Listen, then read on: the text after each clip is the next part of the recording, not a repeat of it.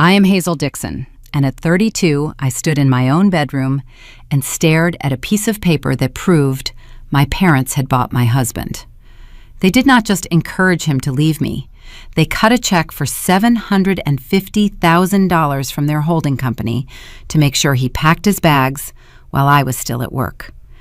I thought finding his empty closet was the worst part. It was not. The text message my mother sent me 10 minutes later, pretending to be the grieving, supportive parent, was worse. And what I did about it 3 months later, standing in a Nashville courtroom while the judge read a document they never knew existed, is the part my mother still has nightmares about. She started shaking so hard she dropped her designer purse. But I am getting ahead of myself. The evening everything cracked open started with the sound of tires peeling off wet asphalt. Welcome back to Aura Vengeance, stories for people who learned the hard way that blood does not mean loyalty, and the quiet dignity of playing the long game. If your family ever tried to break you to keep you under their thumb, this one is for you. Drop a comment, tell me how old you are, and be sure to subscribe. I stood on the wraparound porch of my restored Craftsman house in East Nashville. My key was halfway into the brass lock. I turned just in time to see the taillights of Julian's sports car cutting through the evening fog. He took the corner at the end of Elm Street far too fast. I pushed the front door open. The house was unnervingly still. No jazz playing from the kitchen speaker, no clinking of ice in his scotch glass, just the lingering scent of his expensive cologne and the low hum of the hallway vent. I set my briefcase on the entryway table and walked up the heart pine staircase. I already knew what I would find. The primary bedroom looked untouched, save for the closet door standing ajar. Julian's side, the space that usually housed an array of tailored suits and custom loafers, was bare. Only a few wire hangers remained, swinging slightly from the draft. He had packed with reckless speed. I did not panic. Forensic accounting trains you to look for anomalies, the subtle details left behind in a rush. There it was, sitting on the center of the mahogany dresser, weighed down by a discarded silver tie clip, a crumpled piece of paper. I picked it up. I smoothed the creases with my thumb. It was a bank wire confirmation slip. The numbers stood stark black against the white page. 750,000. I checked the routing details. The receiving end was Julian's private offshore account, the one he assumed I did not monitor. But the sender's information made the temperature in the room drop. Dixon Holdings, LLC, my parents' primary corporate entity. My phone buzzed in my pocket. I pulled it out. The screen lit up with a new message from my mother, Evelyn. Julian called us. He told us he is leaving. We are so sorry, Hazel. Perhaps it is for the best. Come to Sunday dinner. We will get through this together. I stared at the glowing text. The wording was clinically precise. Rehearsed. Evelyn did not do spontaneous empathy. The timestamp on the wire transfer showed the funds had cleared at 2 p.m.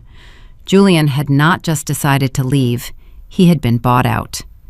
My parents wrote a check to rid their family of the son-in-law they deemed low class, packaging the transaction as a tragic abandonment so they could play the role of saviors. I locked my phone. I did not shed a single tear. A cold, mechanical clarity settled over me. I walked out of the bedroom and down the hall to my home office. I knelt in front of the wall safe, hidden behind a framed architectural blueprint. I punched in the 6-digit code and waited for the steel door to click open. Reaching past a stack of tax ledgers, I extracted a thick blue folder. I opened it and traced my finger over the crisp signature on the final page. It was a post-nuptial agreement Julian signed 3 years ago. My parents knew nothing about its existence. Julian, in his greed and arrogance, clearly forgot the fine print. The trap was already set. They just did not know they had walked into it. 4 days passed. Sunday evening arrived with the stifling humidity typical of late summer in Tennessee. I drove my sedan through the wrought iron gates of my parents' estate in Belmead. The property was a sprawling Mediterranean stucco construction. It looked expensive, but lacked any real foundation, much like the people residing inside it. I parked next to Vanessa's pristine white luxury SUV. She always bought a new vehicle every 2 years, usually right after closing a commercial real estate deal our father had handed to her on a silver platter. I sat in my car for a moment, gripping the steering wheel. I adjusted my breathing. Tonight was an exercise in surveillance. The heavy oak front door opened before I could knock.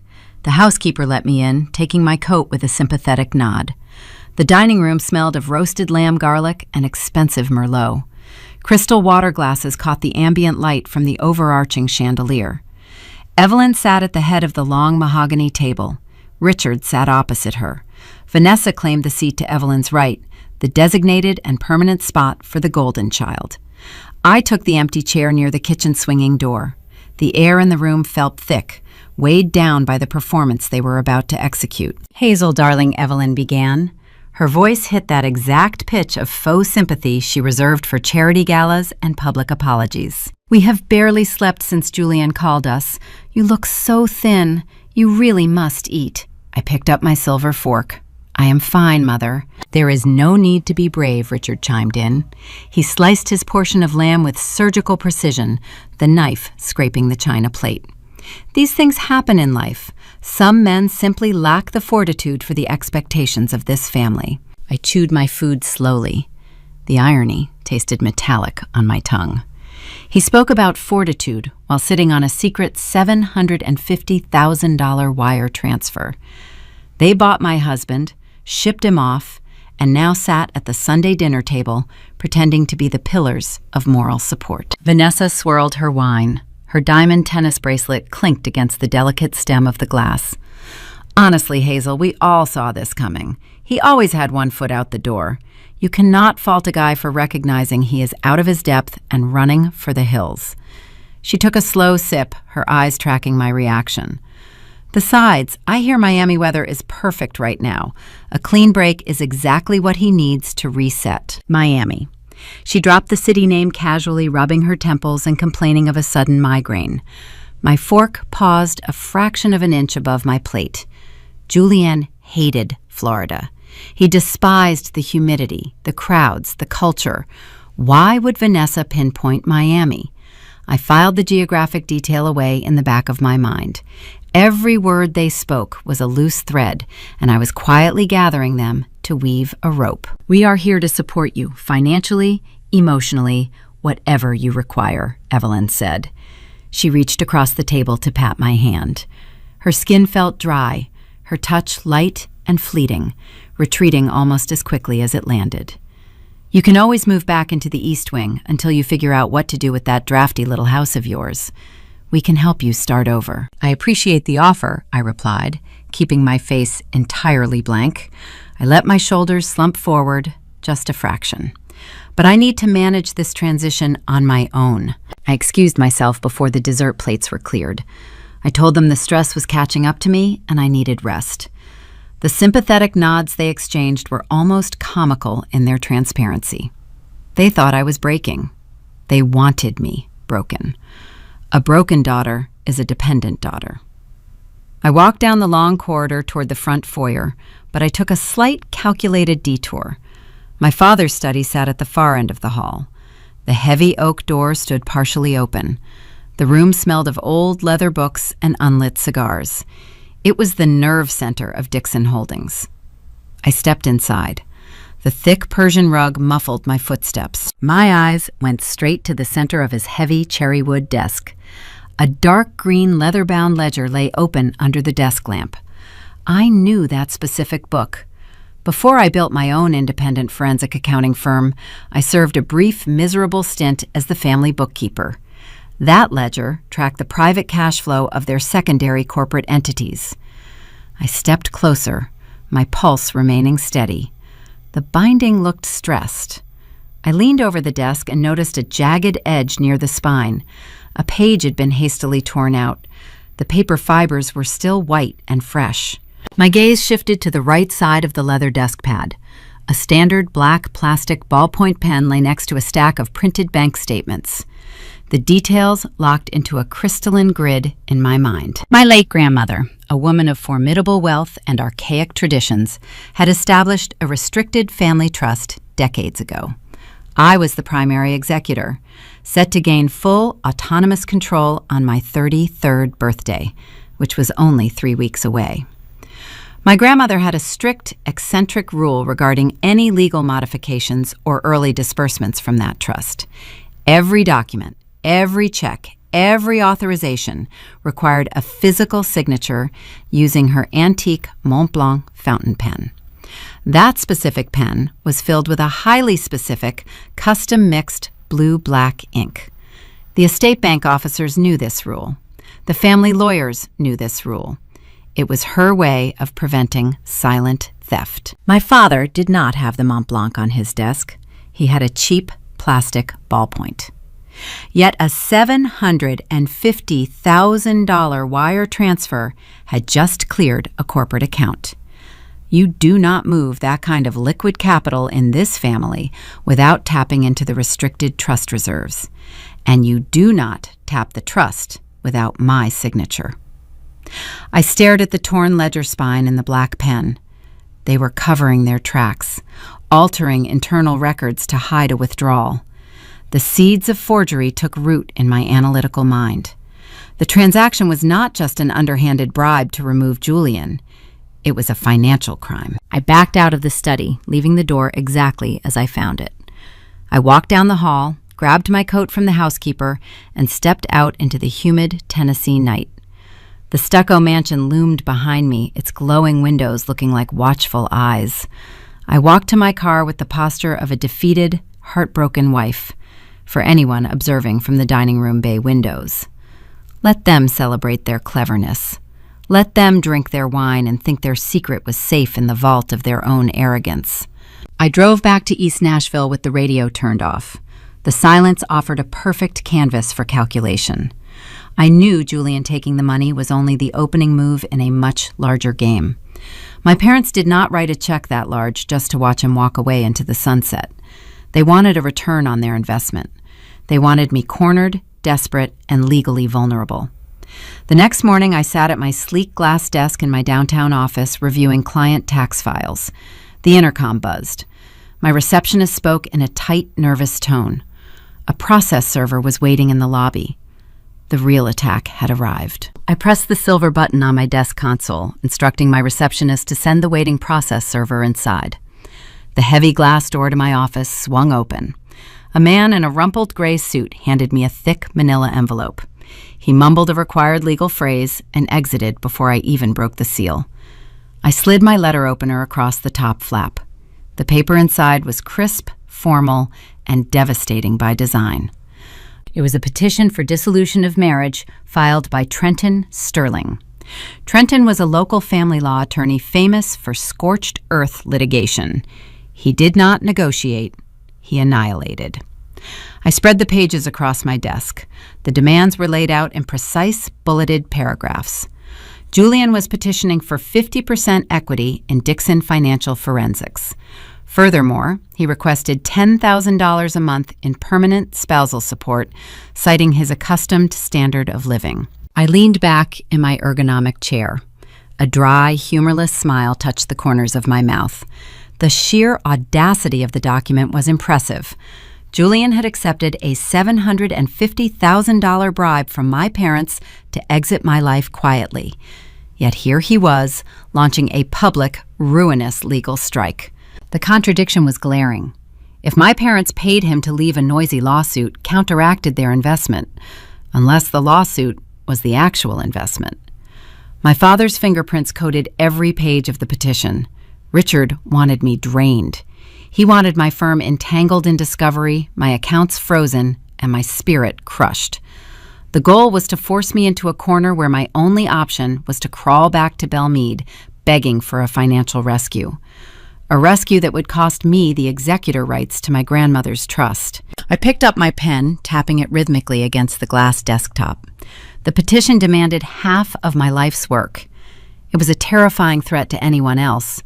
For me, it was a reminder of a conversation over morning coffee 3 years prior. 3 years ago, Julian was employed at a high-end European auto dealership in Green Hills. He spent his days wearing tailored Italian suits, drinking espresso, and failing to meet his quarterly sales quotas. His ambition far outpaced his work ethic, yet he possessed an ego that required constant validation. One rainy Tuesday, he slid a luxury car brochure across our kitchen island. He announced he was in line for a regional director position, a promotion that existed entirely in his imagination. He followed this declaration with a demand. He wanted a post-nuptial agreement.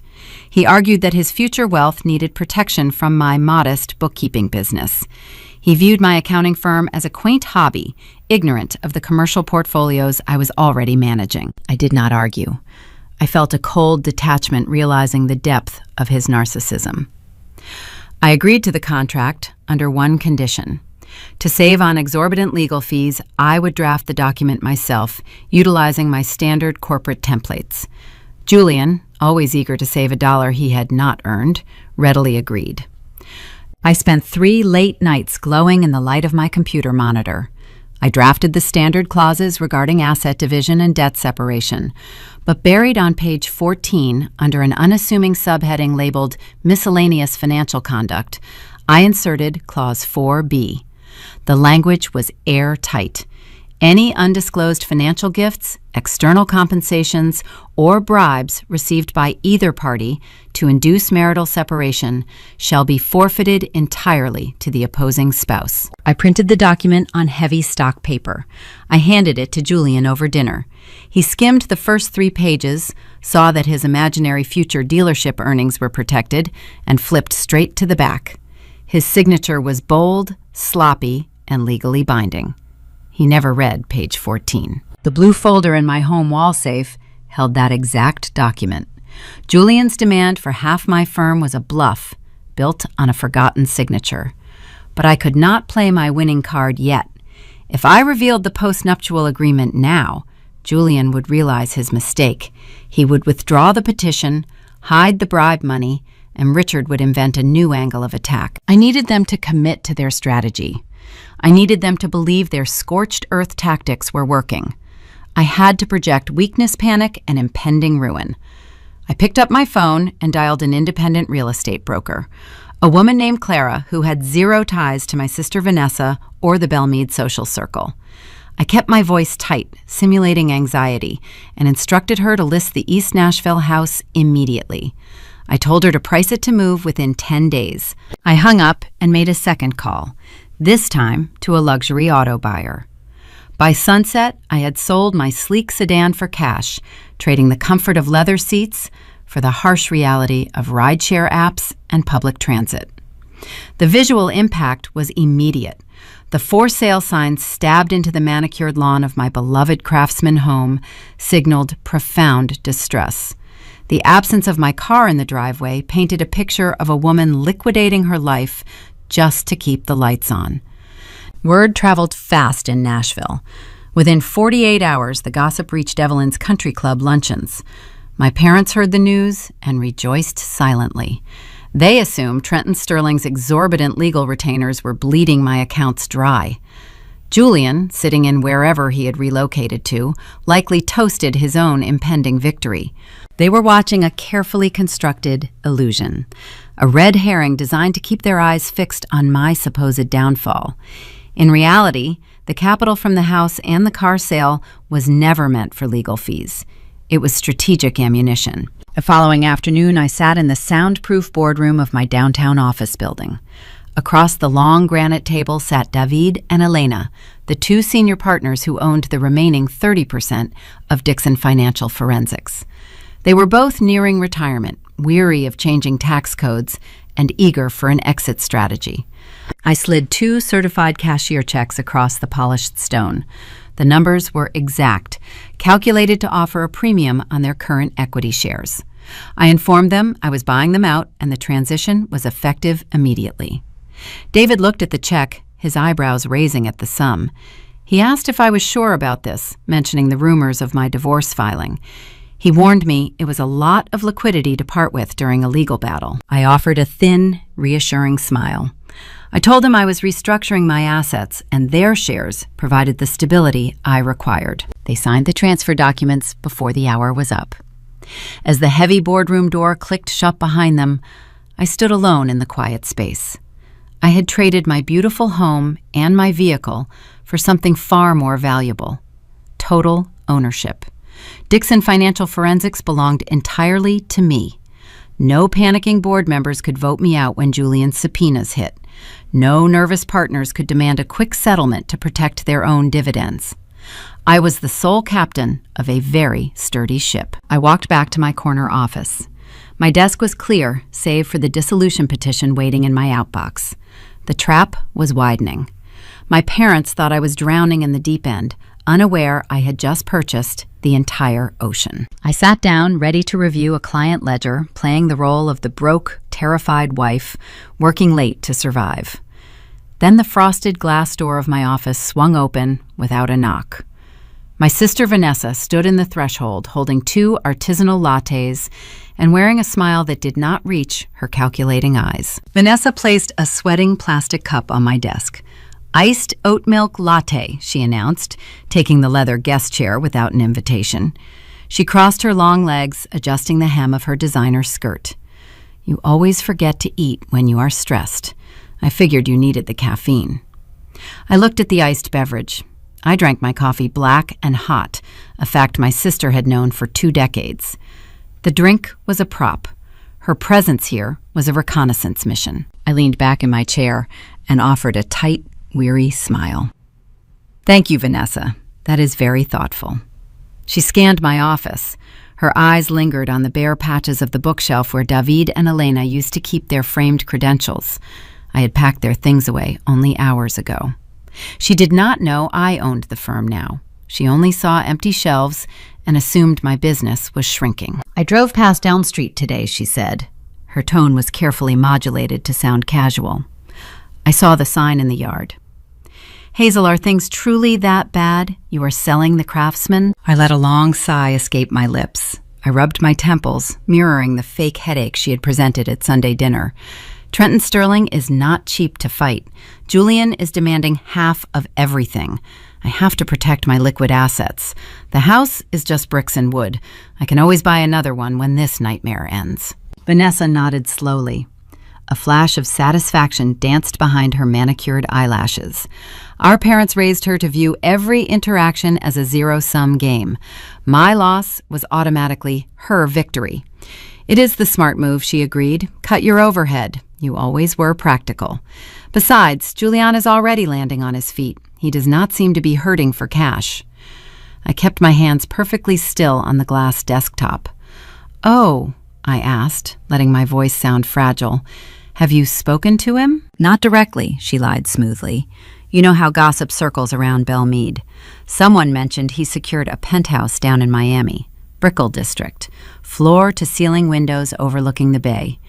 It is amazing how fast people bounce back when they shed dead weight. No offense, darling. I just mean the marriage was draining you both." "None taken," I murmured. She stayed for another 10 minutes, offering hollow advice and fishing for details on my legal strategy. I fed her nothing but vague fears and manufactured anxiety. When she finally stood to leave, she smoothed her skirt and offered a pitying look. "Call Mom later. She worries about you." The heavy glass door clicked shut. I waited 10 seconds, then I picked up the iced latte and dropped it straight into the metal trash can. Miami. Again. At Sunday dinner, Miami was a passing comment about the weather. Now it was a specific neighborhood, Brickell. Vanessa was a real estate agent. She dealt in commercial properties and high-end residential listings. She knew exact property values, zoning districts, and lease terms. She did not hear about a penthouse through the grapevine. She knew the details because she was directly involved.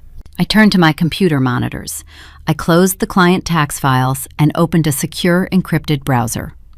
Forensic accounting is not magic. It is the disciplined application of logic to digital footprints. People lie. Numbers simply wait to be illuminated. I started with the routing number from the crumpled wire transfer slip Julian had left on his dresser. Dixon Holdings, LLC. I had the access codes for the public state registries. I pulled up the shell company structure my father used to shield his real estate investments. I cross-referenced the LLC disbursements from the date of Julian's departure. My father was arrogant, but he was also lazy. He rarely bothered to scramble transactions that occurred within the family ecosystem. He assumed no one would ever dare look. I found a secondary charge posted 12 hours before the wire transfer. $2,400 paid to a commercial airline. I ran the transaction ID through a flight database aggregator I utilized for corporate fraud investigations. The screen populated with a receipt. One-way ticket, first class, Nashville to Miami International Airport. Passenger name, Julian Sterling. I looked at the billing details. The purchase was not made on my father's card. The transaction was tied to a Visa ending in 4102. I recognized that sequence. It was Vanessa's corporate expense card, the one she used to court wealthy clients. My sister had booked my husband's escape flight. She was the logistics coordinator. I did not stop there. Vanessa mentioned the Brickell district. I opened a new tab and accessed the Florida County Property Appraiser databases. I searched for luxury leases signed within the last week. Filtering by the Brickell zip code, I narrowed the parameters to penthouses with a lease value exceeding $20,000 a month. The database generated a list of 14 properties. I scanned the registered tenants. Most were listed under anonymous holding groups. But Julian shared my father's lazy arrogance. He wanted his name on the shiny things he acquired. On the 8th line of the spreadsheet, I found it. A luxury penthouse on the 42nd floor. The monthly lease was $35,000. The security deposit and first 6 months had been paid up front in cash. I clicked on the public utility registration tied to the unit. To establish water and electricity, the building management required the legal names of the primary residents. The document loaded on my right monitor. I stared at the screen. The air in my office turned to glass, brittle and cold. Tenant 1, Julian Sterling. Tenant 2, Vanessa Dixon. My breath stopped in my chest. The betrayal mapped itself out in front of me, far more intricate and devastating than a simple payoff. Julian had not just taken a bribe to leave me. He had taken a bribe to leave me for my sister. The puzzle pieces snapped together with terrifying precision. Vanessa was the brand ambassador of the Dixon family. She was the golden child, the flawless real estate mogul. A messy public affair with her younger sister's husband would have ruined her reputation in Belmead. The social fallout would have damaged my father's commercial standing. They needed a geographic solution. My parents did not write a $750,000 check because they hated Julian. They wrote the check to finance their golden child's illicit romance. They bought a luxury playground in Florida to keep the scandal out of Tennessee. And then they invited me to Sunday dinner. They watched me eat. They offered fake sympathy. They told me I looked thin. They sat around that mahogany table sharing a collective secret, treating my pain as a necessary administrative cost for protecting their public image. I felt a physical shift inside my chest. The last lingering tether of daughterly obligation snapped. Whatever familial loyalty I had maintained, whatever hesitation I felt about destroying my own blood, evaporated into the sterile air of my office. I pressed the print command. The laser printer whirred to life, spitting out the flight receipts, the property registrations, and the dual-signed utility documents. The pages were warm to the touch. I gathered the papers. I opened my briefcase, unzipped the hidden interior pocket, and slid the fresh evidence inside. It would join the postnuptial agreement in the blue folder waiting in my wall safe. Julian and Vanessa were currently playing house in a $35,000 a month penthouse. But that math presented a new glaring discrepancy. My father was wealthy, but his assets were heavily tied up in illiquid commercial real estate. Dixon Holdings LLC did not keep $1 million in liquid petty cash sitting in a checking account, just waiting to fund a secret love nest. To wire Julian the money and prepay a luxury lease, Richard had to liquidate a massive amount of capital in a matter of days. You cannot move that kind of money without leaving a crater in a balance sheet. I glanced at the digital calendar on the corner of my screen. Today was Thursday. My 33rd birthday was exactly 2 weeks away. The day I gained autonomous control over my grandmother's restricted trust. My pulse quickened as a dark, dangerous theory formed in my mind. If my father needed invisible liquid cash immediately, there was only one vault large enough to provide it. I needed to audit the trust, and I needed to do it before he realized I was looking. The Friday evening traffic outside my office window slowed to a crawl as a steady Tennessee rain began to fall. The downtown high-rise emptied out hours ago. The only sound remaining was the rhythmic hum of the ventilation system and the faint patter of water against the floor-to-ceiling glass. I sat alone at my desk. Only my reading lamp was illuminated, casting a sharp circle of white light over my keyboard. I needed the isolation. I was about to open a door my family believed was permanently locked. My 33rd birthday was exactly 13 days away. That specific number held profound weight in the architecture of my family. My late grandmother Beatrice was a textile magnate who built her fortune through ruthless practicality. She did not trust my father. She viewed Richard as a man who played at business, relying on golf course handshakes and leveraging assets he did not truly own. When she passed away, she placed her liquid wealth into a restricted family trust. She designated me as the primary executor, but she installed a safeguard. She believed true financial maturity arrived at age 33. Until that birthday, Richard and I were listed as co-trustees. The rules of the trust were rigid. Any withdrawal or capital transfer exceeding $50,000 required dual authorization. Both trustees had to sign the disbursement forms in the physical presence of a certified notary. And as a quirk of her archaic nature, Beatrice mandated that all official trust documents be signed with her antique Mont Blanc fountain pen.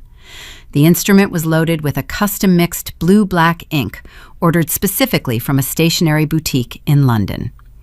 It was an eccentric rule, but it served a brilliant purpose. It made silent theft nearly impossible, or so she thought. I booted up my secondary computer. I bypassed the standard firm network and activated a secure, encrypted, virtual private network. I routed my connection through a private banking portal reserved for estate executors.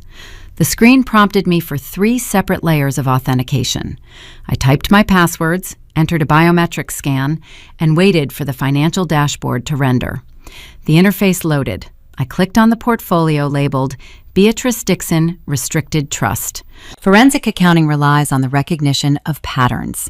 A healthy trust fund moves like a slow river, generating interest, compounding quietly, displaying a steady upward trajectory.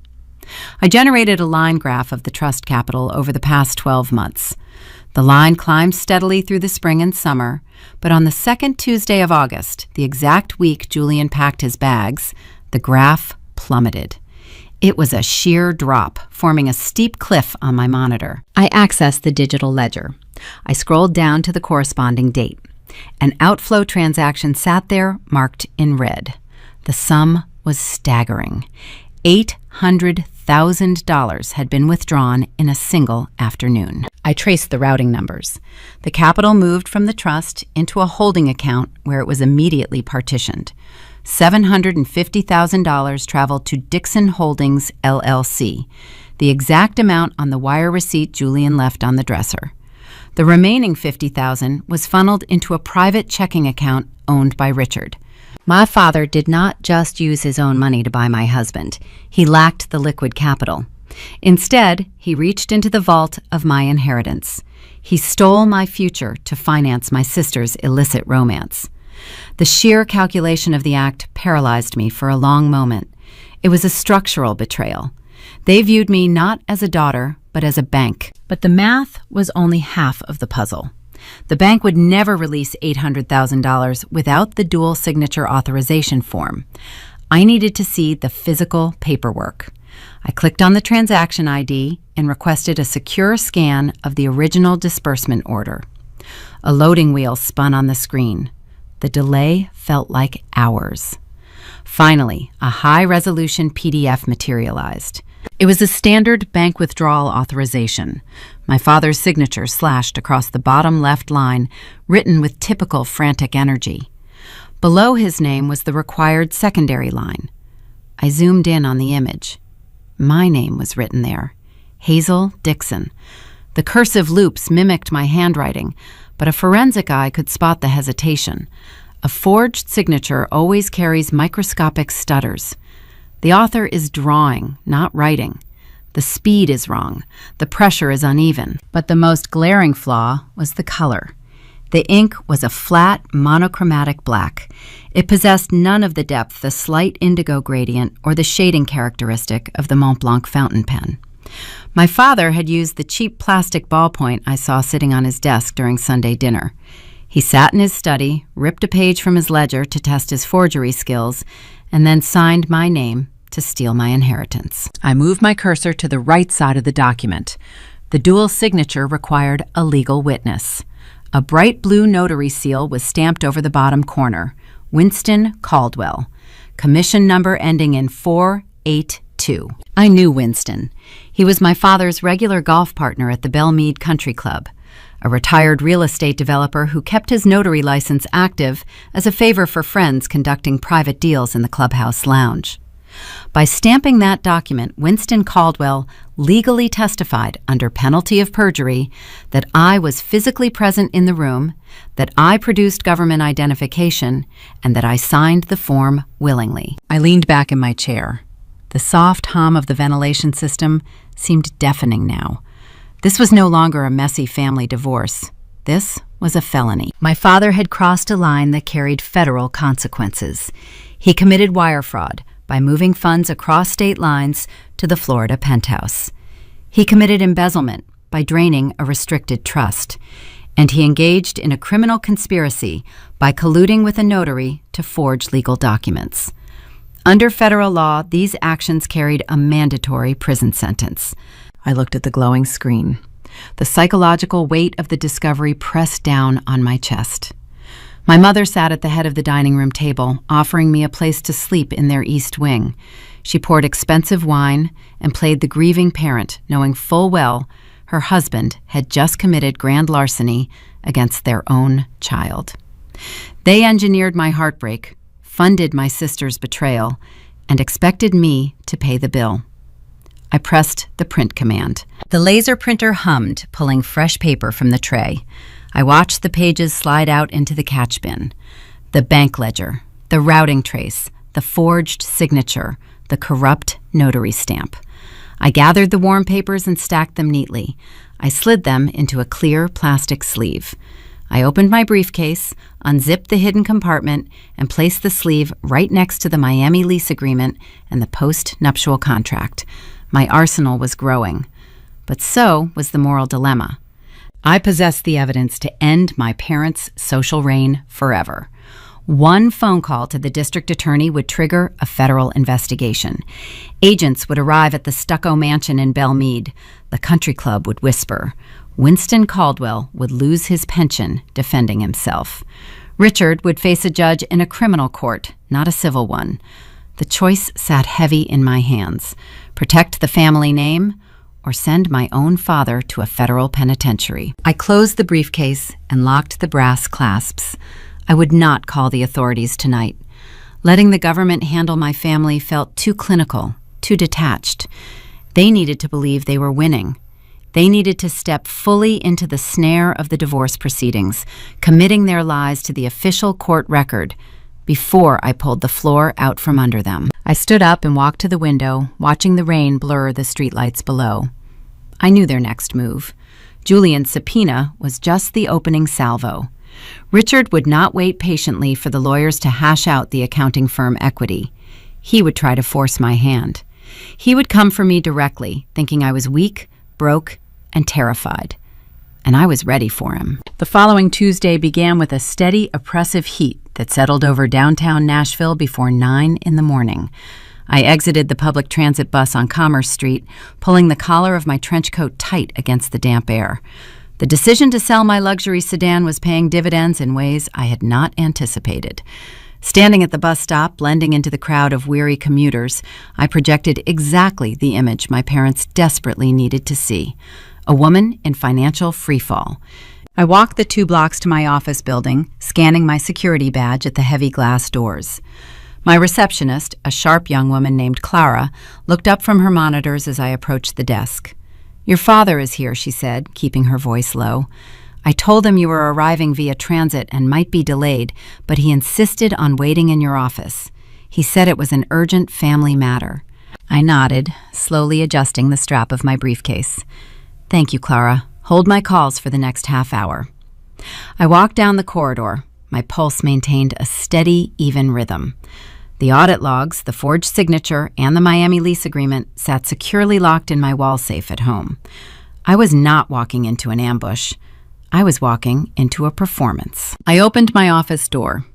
Richard Dixon sat in my leather guest chair, his posture a study in calculated relaxation. He wore a bespoke navy suit, the fabric perfectly pressed, exuding the casual wealth he spent his life curating. He held a ceramic cup of espresso, studying the Nashville skyline through the floor-to-ceiling windows. He turned as the door clicked shut. "Hazel," he said, standing up to offer a brief, obligatory hug that felt more like a pat-down. "You are looking worn down, sweetheart. I saw you walking from the bus stop." I hung my coat on the brass rack. The traffic was terrible. It seemed more efficient. Richard offered a knowing, paternal sigh. He set his espresso on my desk. "There is no shame in admitting things are difficult right now. We all know Trenton Sterling is bleeding your accounts dry with these subpoenas. The legal fees alone must be suffocating. Selling your car, putting a sign in the yard of the Craftsman? It breaks my heart to see you struggling like this." I walked around my desk and sat in my ergonomic chair. I steepled my fingers, adopting my most professional posture. I am managing Dad. The dissolution process is never pleasant. He leaned forward, resting his elbows on his knees. He dropped the sympathetic father routine. His eyes narrowed, taking on the shrewd, predatory glint he reserved for closing aggressive commercial real estate deals. "You do not have to manage it, Hazel. You do not have to fight this battle. I can make it go away." I kept my face entirely neutral. Make it go away. Richard nodded. "I have spoken to some people. I have certain leverage over Julian. The boy has always been reckless, and I know where some of his liabilities are buried. If I make one phone call, I can guarantee he will withdraw the petition for your firm. He will drop the demand for spousal support. The divorce goes through quietly, uncontested, and you keep your business intact." The audacity of the lie was breathtaking. He sat across from me playing the powerful savior, pretending to hold leverage over a man he had already paid $750,000 to disappear. He was offering to rescue me from a fire he had personally ignited. "That is a very generous offer," I said, keeping my tone perfectly flat. "But I know you, Dad. Business is business. What is the cost of this phone call?" Richard leaned back, a small smile playing at the corners of his mouth. He appreciated the negotiation. He viewed familial affection as a transaction. "It is not a cost, sweetheart. It is a structural realignment for your own protection." He reached into his tailored jacket and produced a folded legal document. He smoothed it flat on my glass desk and slid it across the surface. "You are stressed," he continued, his voice smooth and persuasive. "Your business is under attack. Your personal life is in shambles. You are in no condition to manage complex financial portfolios right now. I need you to sign a declination of executorship. You will formally step down as the primary trustee of Beatrice's restricted trust, naming me as the sole autonomous manager." The true insidious motive crystallized in the quiet space of my office. The affair between Julian and Vanessa was the catalyst. The $750,000 bribe was the logistics. But this document sitting on my desk was the ultimate objective. My 33rd birthday was only days away. Once I gained sole control of the trust, I would undoubtedly audit the accounts. I would discover the embezzlement. Richard needed to remove my access, before that deadline arrived. He orchestrated this entire brutal divorce to break me. He weaponized Julian funding a scorched earth lawsuit to drain my resources and shatter my emotional resolve. He wanted me panicked, exhausted, and riding public transit believing my accounting firm was on the verge of collapse. He engineered a scenario where I was so desperate for a financial lifeline that I would gladly trade my grandmother's inheritance for a quick, quiet settlement. They did not just want to protect Vanessa. They wanted to steal my future and legally lock me out of the vault so they could never be prosecuted for the theft. I looked down at the declination form. The legal language was standard, but the intent was predatory. I picked up a pen from my holder. Not a black ballpoint, but a heavy silver rollerball. Richard watched me, a flicker of triumph lighting up his eyes. He thought he had won. He thought the pressure had finally cracked the foundation. I tapped the silver pen against the glass. I looked up, meeting my father's gaze directly. I appreciate the concern, Dad. Truly. But I cannot sign this. Richard's smile vanished. The sudden shift in my demeanor unsettled him. What do you mean you cannot sign it, Hazel? This is your only way out. Julian will take half of this firm. He will ruin you. I set the pen down. I am a forensic accountant, Richard. I deal in facts, not intimidation. If Julian wants 50% of Dixon Financial Forensics, he is welcome to try and prove his contribution in open court. I will not trade Beatrice's legacy for a settlement. I would rather face a judge. The color drained from Richard's face, rapidly replaced by a flush of genuine anger. He was not used to being denied. He stood up his chair, scraping loudly against the hardwood floor. You are being arrogant and foolish. You think because you balance ledgers for a few local businesses that you understand how real power works. You are out of your depth, Hazel. I folded my hands in my lap. I am perfectly comfortable with the depth of the water. He snatched the declination document off the desk, stuffing it back into his suit jacket. You are going to lose everything. When the subpoenas freeze your accounts, when the partners vote you out for bringing a scandal to their doorstep, do not come crying to me. The offer expires today. He turned on his heel and marched toward the door. I own the firm, Richard, I said quietly. He stopped with his hand on the brass doorknob. He looked over his shoulder, his brow furrowed in confusion. Excuse me, I bought David and Elena out last week. The transaction is complete. There are no partners to vote me out. I am the sole proprietor. Tell Julianne's lawyer to send the subpoenas directly to my personal counsel. We are ready for discovery. Richard stared at me. For a fleeting second, the mask slipped. The predatory confidence vanished, replaced by a flicker of genuine uncertainty. He realized he was no longer dealing with the compliant, quiet daughter he had planned to bulldoze. He opened his mouth to speak, thought better of it, and yanked the door open. He strode down the hallway without looking back.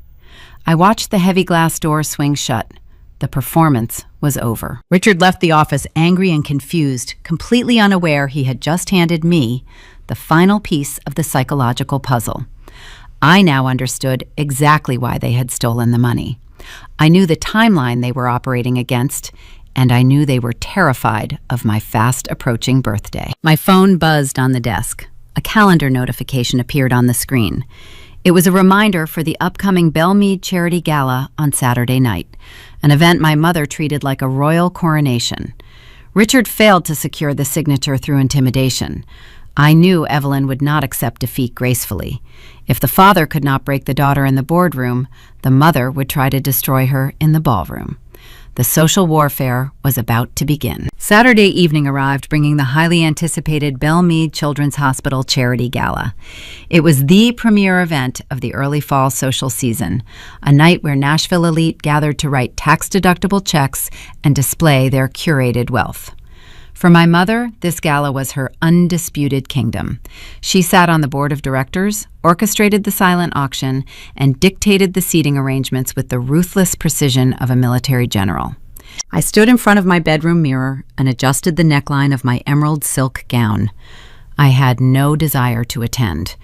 The air inside the country club would be thick with manufactured pleasantries and veiled gossip regarding my pending divorce. But absence is often interpreted as weakness. If I stayed home, the Belmead social circle would assume Julian's lawsuit had shattered my confidence. I needed to project an impenetrable exterior. I clipped a pair of pearl earrings into place, grabbed my clutch, and called a rideshare to take me to the venue. The country club ballroom was a study in excess. Crystal chandeliers cast a warm, golden glow over hundreds of guests dressed in tailored tuxedos and designer gowns. A string quartet played classical arrangements in the corner. Waiters navigated the crowded floor balancing silver trays loaded with crystal flutes of dry champagne and miniature crab cakes. The scent of expensive floral perfumes mixed with the sharp chill of the industrial air conditioning. I stepped into the grand foyer and took a glass of sparkling water from a passing tray. I kept my posture straight and my expression serene. Within seconds, I spotted Evelyn holding court near the silent auction tables. She wore a striking midnight blue dress and a diamond tennis necklace that caught the light with every movement. She was surrounded by the wives of local politicians and banking executives, laughing at a joke someone had just delivered. Then her eyes found me across the room. The laughter died on her lips. The shift was instantaneous. She offered a brief practiced smile to her audience, murmured a polite excuse, and navigated through the sea of guests with predatory focus. "Hazel," she said, reaching me near the marble columns of the entryway, "I am surprised you showed your face tonight." I took a sip of my water. "It is a charitable cause, Mother. I purchased my ticket months ago." She did not offer a customary hug. She stepped closer, invading my personal space, her voice dropping to a harsh whisper. "Walk with me." She gripped my elbow. Her manicured fingers dug into my arm, steering me away from the crowded ballroom and down a quiet, dimly lit corridor that led to the coat check and the administrative offices. The sounds of the string quartet faded into a muffled hum behind the heavy oak doors. We stopped near a recessed alcove. Evelyn turned to face me, dropping the benevolent matriarch facade she had perfected over 3 decades. There was no fake sympathy tonight. Richard had failed to intimidate me in my office, and now the enforcer had arrived to finish the job. "Your father told me about your little display of defiance on Tuesday," she began, her tone laced with venom. "You actually think buying out your partners makes you untouchable? You think owning that boutique accounting firm gives you leverage against this family?" I met her glare evenly.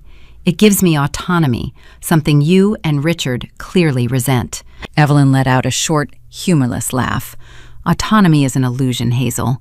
You balance ledgers, you file tax returns, but you do not create the wealth. You simply manage the crumbs of the people who do. People like us." She took a step closer.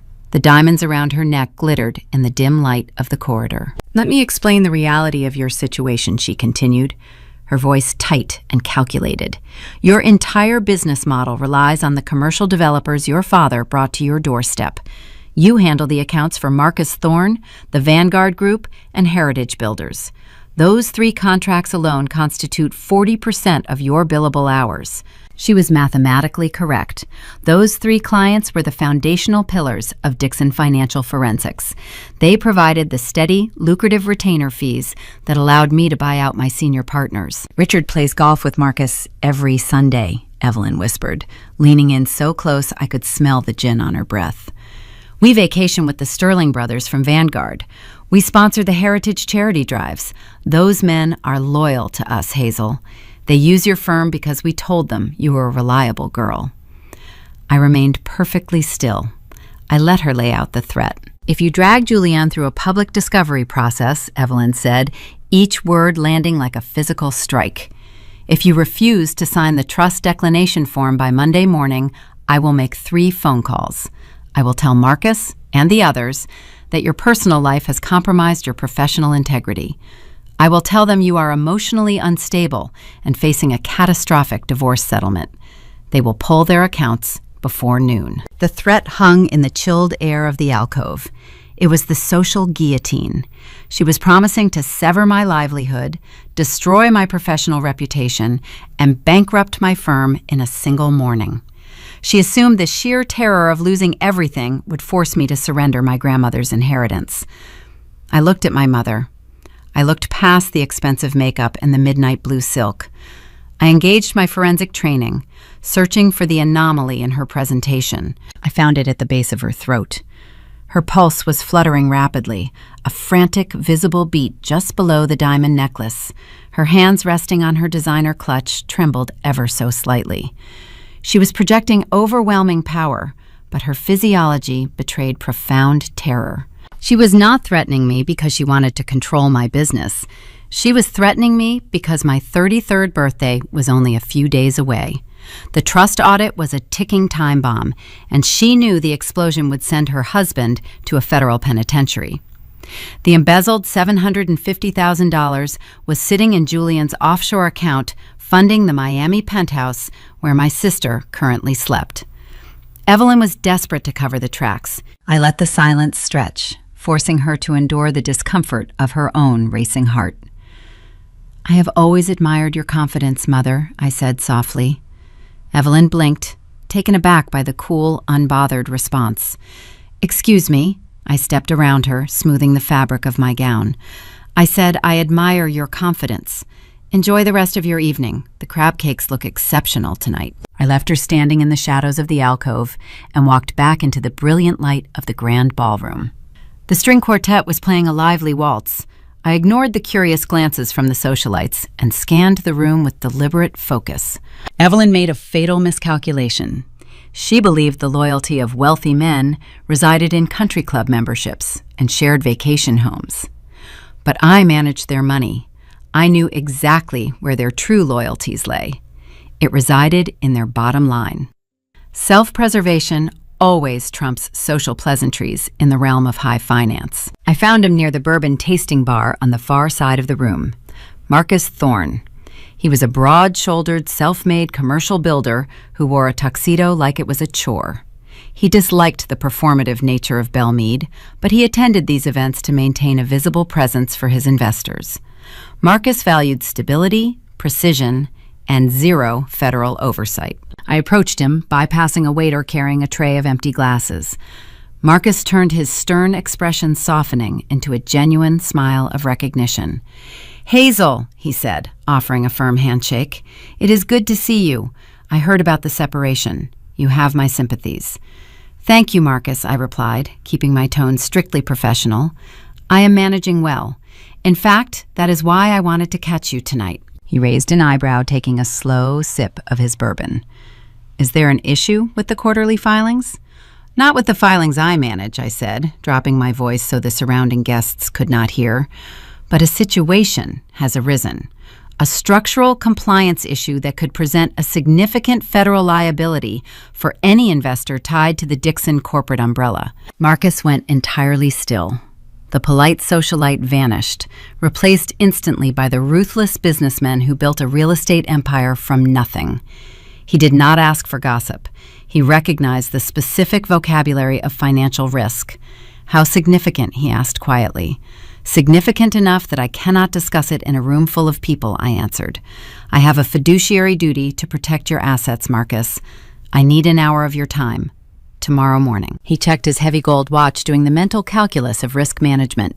7 a.m., he stated. "The private dining room at the downtown athletic club. Bring whatever ledgers I need to see." I nodded, thanking him for his time, and slipped away into the crowd. I did not stay for the silent auction. I did not mingle with the politicians. I walked straight out the front doors, handing my ticket to the valet to call my rideshare. I glanced back through the towering glass windows of the country club. I could see Evelyn standing near the center of the ballroom, watching my departure. A satisfied smirk rested on her face. She saw me leaving early and assumed her threats had broken my spirit. She believed she had won the war. She did not realize she had just handed me the exact weapon I needed to dismantle her entire empire. The sun would rise in a few hours, and I was going to show Marcus Thorne exactly how much poison was leaking into the well. I arrived at the downtown athletic club at 10 minutes to 7. The Sunday morning air carried a sharp, damp chill that cut through my tailored wool coat. The private dining room on the third floor was a sanctuary of elite discretion. It featured dark oak panels, thick acoustic carpets, and waitstaff trained to pour coffee without making a sound. The atmosphere was a stark contrast to the performative, glittering ballroom I had navigated just hours prior. Marcus Thorne occupied a corner booth near the window overlooking the Cumberland River. He was a man who built his commercial real estate empire, pouring concrete and managing local zoning boards in the 90s. Unlike my father, who inherited his capital and treated business like an exclusive country club hobby, Marcus understood the fragile nature of wealth. He possessed zero tolerance for unnecessary risk. He wore a crisp white dress shirt without a tie. A ceramic mug of black coffee rested near his right hand. He looked up as I approached, his expression guarded but attentive. "Take a seat, Hazel," he offered, gesturing to the leather bench across from him. "I ordered you an espresso. Let us skip the pleasantries. You mentioned a structural compliance issue." I sat down, placing my leather briefcase on the empty space beside me. I did not offer a tired smile or a rehearsed apology for ruining his Sunday morning. I operated in his preferred language: efficiency. I unclasped the brass buckles and extracted a single manila folder. I slid it across the polished mahogany table. "I have a fiduciary duty to protect my clients. Marcus." I began keeping my voice level and calm. "You entrusted Dixon Financial Forensics with your commercial portfolios because you value pristine bookkeeping. My firm guarantees a barrier against federal audits. However, external variables have emerged that threaten that barrier." Marcus opened the folder. Inside sat a dozen pages of redacted financial ledgers. I had carefully blacked out the specific account numbers and personal names, leaving only the corporate entity titles and the transaction flow visible.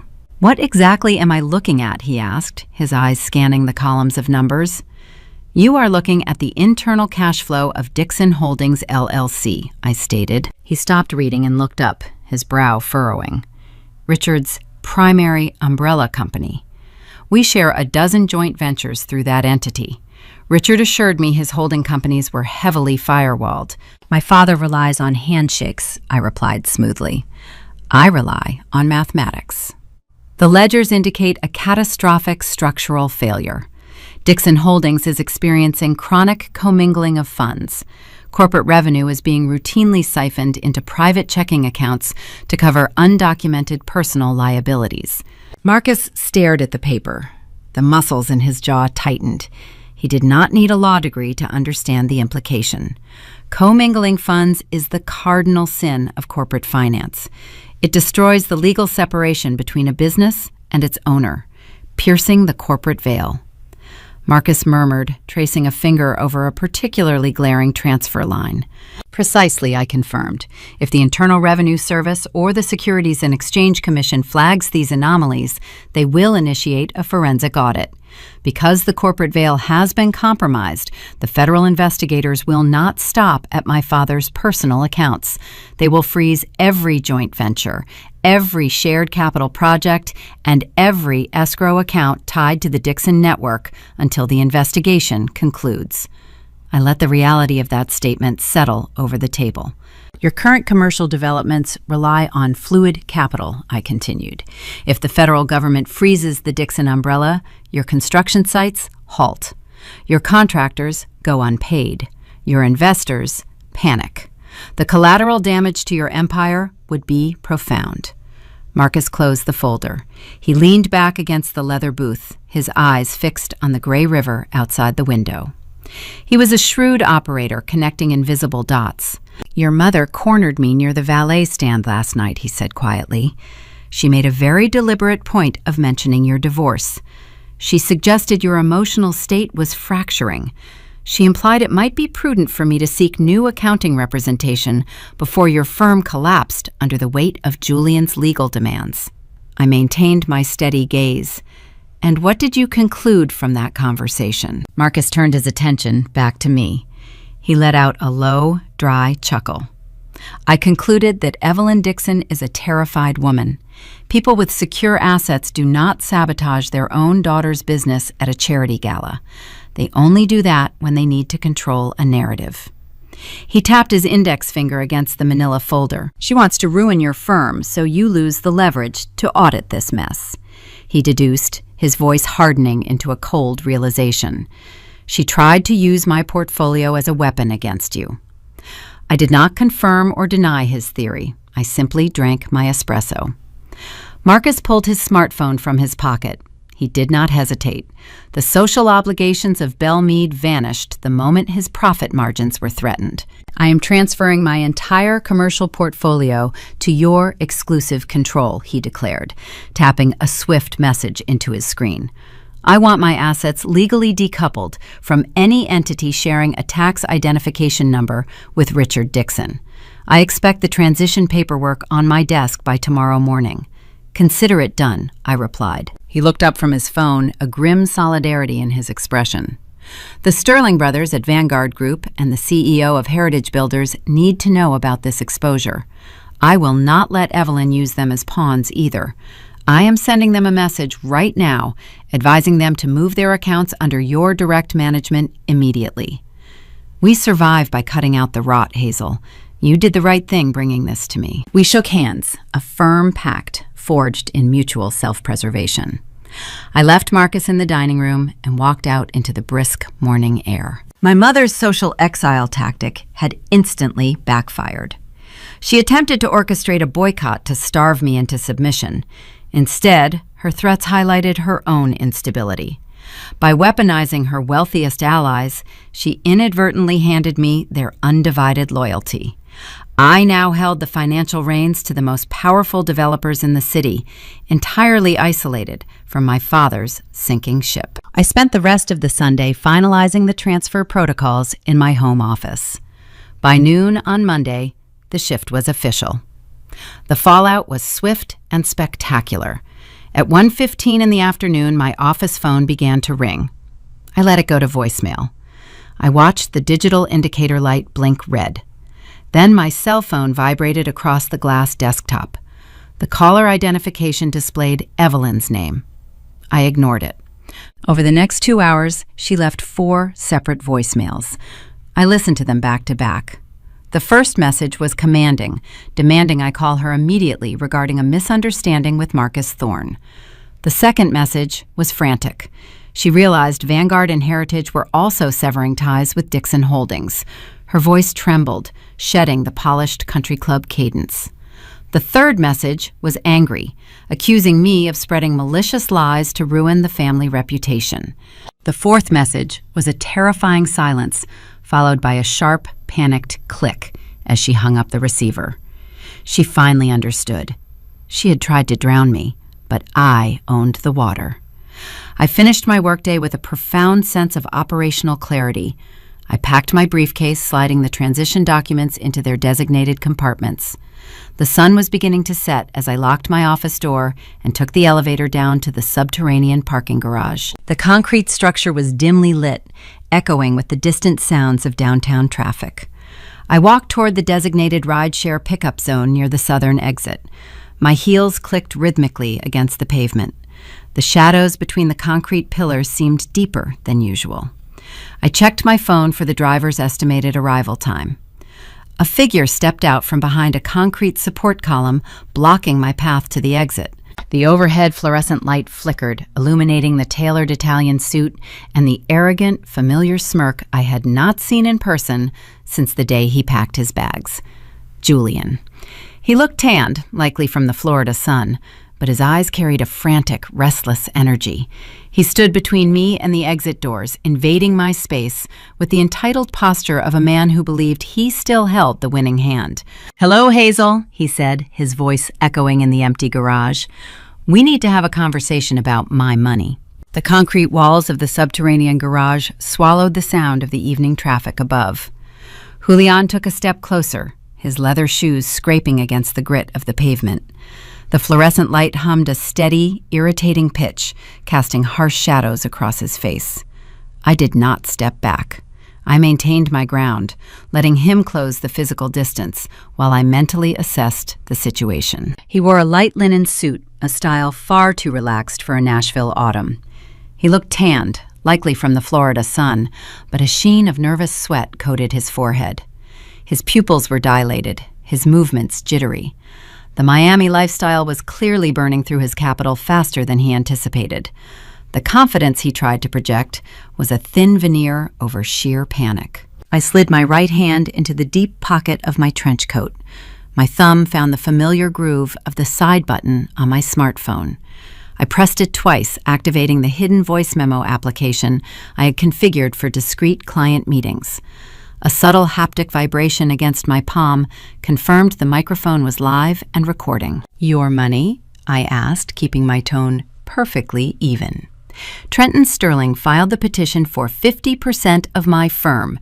The courts will decide what belongs to you, Julian. We have nothing to discuss in a parking garage." He let out a sharp, derisive scoff, shaking his head. "Do not play the patient professional with me, Hazel." I drove past the East Nashville property this morning. There is a pending contract sign stabbed into the front yard. Your luxury sedan is gone. You are taking the public bus like a college student. You are liquidating everything you own just to keep your head above water. I allowed my shoulders to drop a fraction of an inch, projecting the exhaustion and defeat he desperately needed to see. "Legal retainers are expensive. You forced my hand. I have to protect my operational overhead, Julian. You know how tight the margins are right now." He ran a hand through his styled hair, a gesture of profound irritation. "You are dragging this out of spite. I need liquidity now. Miami is not cheap. The Brickell penthouse requires substantial upkeep, and the startup investments I made are requiring more seed capital than I projected. I cannot wait for months of discovery hearings." "Brickell is a beautiful district," I murmured. I kept my voice soft, ensuring the microphone picked up his response clearly over the ambient noise. "But $35,000 a month is a heavy financial burden for one person. Unless Vanessa is contributing her real estate commissions to the rent." He froze. The arrogant smirk faltered for a microsecond before his ego papered over the slip. He assumed my knowledge was just country club gossip, a rumor whispered over champagne. "Vanessa understands how to live properly. She appreciates the environment I am building for us. We are doing fine. But I have immediate obligations, and I am tired of waiting for your lawyers to stall the process." He stepped into my personal space. The scent of his cologne was overpowering, mixed with the stale, sour odor of a daytime martini. He was trying to use his physical presence to intimidate me, a tactic that might have worked 3 years ago. Today, it merely highlighted his lack of actual power. "Here is how this is going to work," Julian dictated, pointing a finger toward my face. "You are going to instruct your attorney to draft a settlement agreement by Friday morning. You will buy me out of the firm for a lump sum, cash. If you refuse, if you try to drag me into a courtroom, I am going to the Nashville Business Journal." "The Journal?" I asked, tilting my head slightly. "What exactly will you tell them?" "I will tell them the truth," he sneered, his voice echoing off the concrete pillars. "Or at least a version of it that makes a compelling headline. I will say I uncovered widespread embezzlement within Dixon Financial Forensics during our marriage. I will claim you are cooking the books for your commercial clients to hide your own insolvency. It does not have to be proven in a court of law to ruin you, Hazel. Once that rumor hits the press, your pristine reputation evaporates. Your remaining clients will scatter like roaches when the lights come on." He was using my own mother's tactic, only with less finesse and significantly more desperation. He thought the threat of a public scandal would force me to open the vault.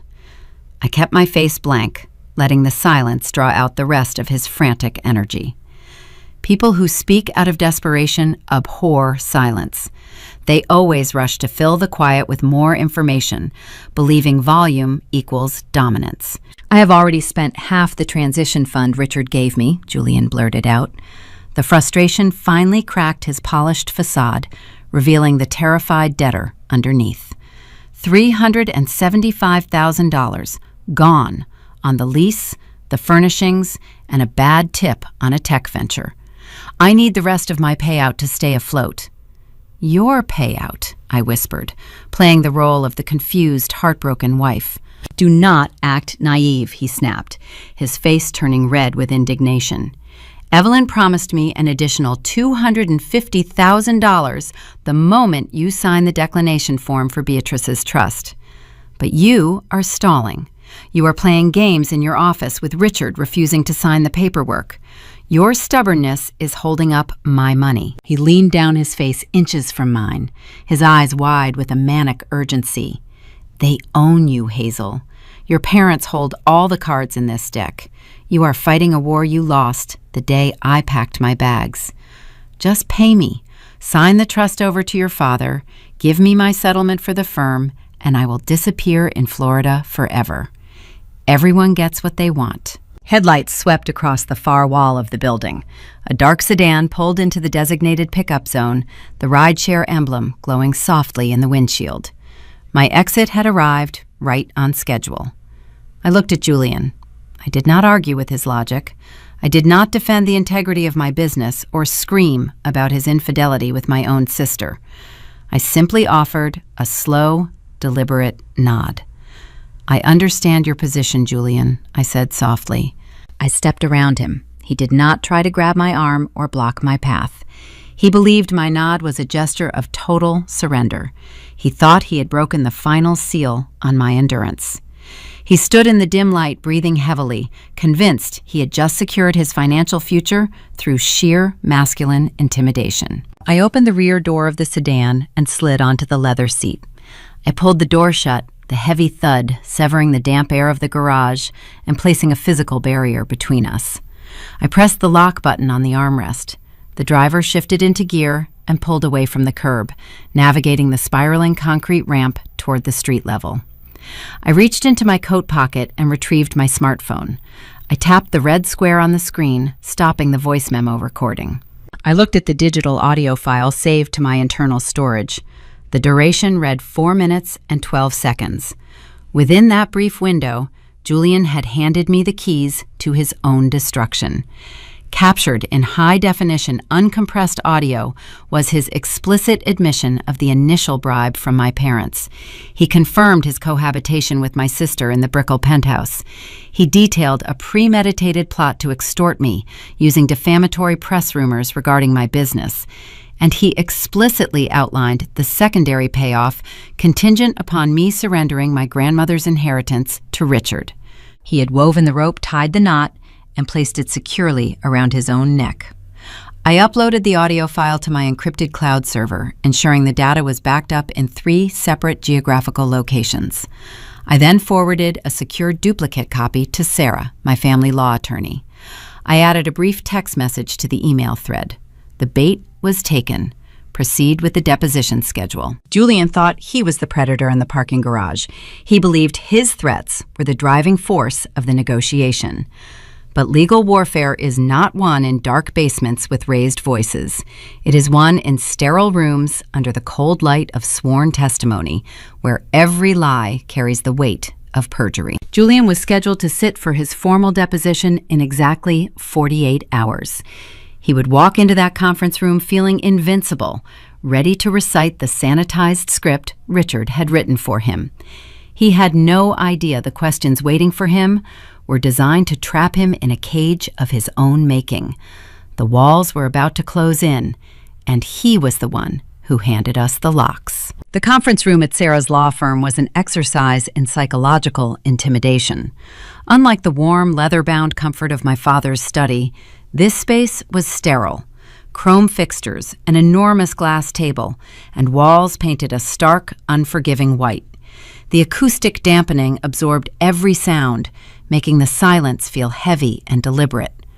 A court reporter sat in the corner, her fingers resting lightly on the stenograph machine, ready to capture every syllable spoken under the penalty of law. Julian arrived 10 minutes late, accompanied by Trenton Sterling. Julian wore the same light linen suit he had worn in the parking garage, but the frantic energy from 2 nights ago was gone. He looked polished, confident, and entirely unbothered. He believed the extortion attempt had worked. He thought this deposition was merely a procedural formality before I capitulated and handed over the settlement check. I sat quietly next to Sarah, my posture straight, my hands folded on the table. Sarah was a master of the deposition process. She was not a yeller. She did not bang her fist or raise her voice. She dismantled hostile witnesses with surgical, polite precision, leading them down a garden path until they stepped on the landmine she had hidden in the roses.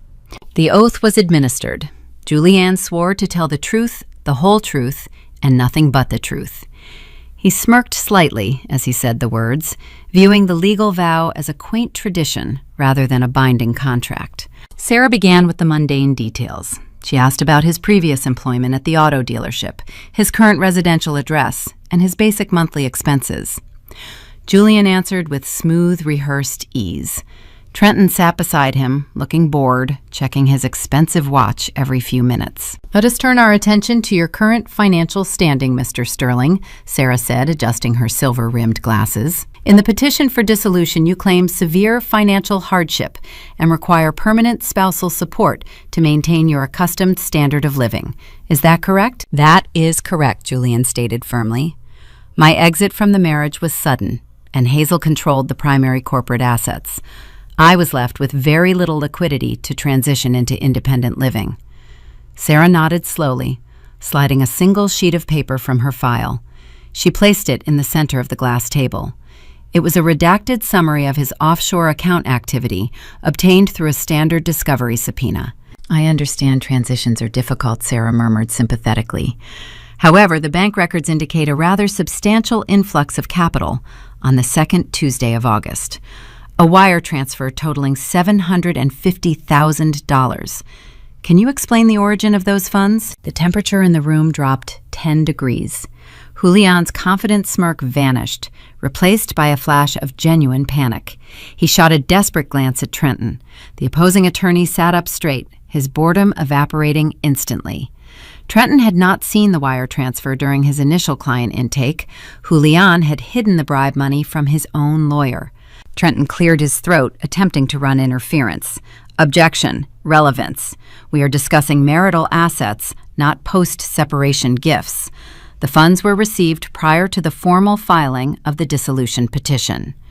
Sarah countered smoothly, her eyes never leaving Julian. "Therefore, they are relevant to the determination of spousal support necessity.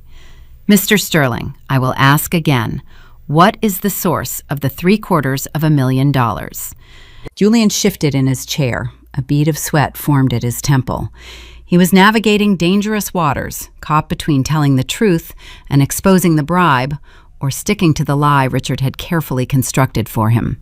He chose the lie, trusting my father's ability to manipulate reality. "It was a personal transition loan," Julian stated, his voice lacking its previous authority. "From my former father-in-law, Richard Dixon. He knew Hazel was being difficult regarding the firm's equity, and he wanted to ensure I had the means to secure housing during the separation. I kept my face perfectly blank, but internally, the tumblers of a vault locked into place. He had said it. He had sworn to the lie on the official legal record." "Alone," Sarah repeated, typing a quick note on her laptop. "That is very generous of Mr. Dixon." "As it is a loan, there must be documentation. We request the immediate production of the promissory note, the agreed-upon interest rate schedules, and the repayment timeline. Furthermore, we will need to see the tax filings indicating the transfer was treated as a taxable loan rather than a gifted asset." Julian stared at her. His mouth opened, but no sound emerged. There was no promissory note. There was no interest schedule. The transaction was a bribe, pure and simple. To produce those documents, Richard would have to forge them retroactively, a crime the IRS would detect instantly during an audit. "I do not have those documents with me," Julian stammered, his eyes darting around the room as if searching for an exit. "It was a verbal agreement, a handshake deal between family members." "A handshake deal for $750,000, Sarah noted dryly. "Fascinating. We will subpoena Mr. Dixon's personal records to verify that assertion. Now, moving on to your residential expenses." She did not let him recover. She pivoted the line of questioning with dizzying speed, preventing Julian from realizing how deeply he had just compromised himself. "You stated earlier that your current address is the Brickell penthouse in Miami," Sarah said, pulling a new document from her file. You claim the monthly rent is a significant burden contributing to your need for spousal support. Is that accurate? Yes, Julian replied, his voice defensive. The lease is exorbitant. Sarah slid the utility registration document across the glass table. The paper displayed the dual tenant signatures required by the Miami building management. If the rent is such a burden, Mr. Sterling, why did you secure a lease for $35,000 a month? And more importantly, who is contributing the other half of the financial obligation? Trenton leaned over, squinting at the document. He had not seen this paper either. Julian was managing a web of lies so complex he was keeping his own legal counsel in the dark. I am solely responsible for the lease, Julian argued, his face flushing red. Sarah tapped the document with her pen. That is curious. The utility registration signed under penalty of fraud in the state of Florida lists two primary tenants, Julian Sterling and Vanessa Dixon, my client's sister. Can you explain why Vanessa Dixon is a co-signer on your luxury penthouse? The silence in the conference room was absolute. The court reporter's fingers hovered over the keys, waiting for the devastating response. Julian's eyes darted toward me. For the first time since the parking garage, he looked terrified. He realized the breadth of my knowledge. I was not the panicked broke woman riding the public bus. I was the architect of the trap he was currently suffocating inside. She is helping me. Julian stuttered the words, tumbling out in a frantic rush. She acts as my real estate broker. She co-signed to help me pass the credit check because my assets were tied up in the divorce. Sarah raised a skeptical eyebrow. Your real estate broker co-signed a $35,000 a month lease for you? That is a remarkable level of client dedication. Are you currently cohabitating with Vanessa Dixon? Trenton raised his hand, his voice sharp and angry. Objection! This line of questioning is intended to harass the witness. The personal relationships of my client post-separation have no bearing on the financial division of the accounting firm. The personal relationships are highly relevant if the opposing party is utilizing marital assets or undisclosed funds to support an illicit affair. Sarah countered her tone, turning to Steele. Mr. Sterling, you are under oath.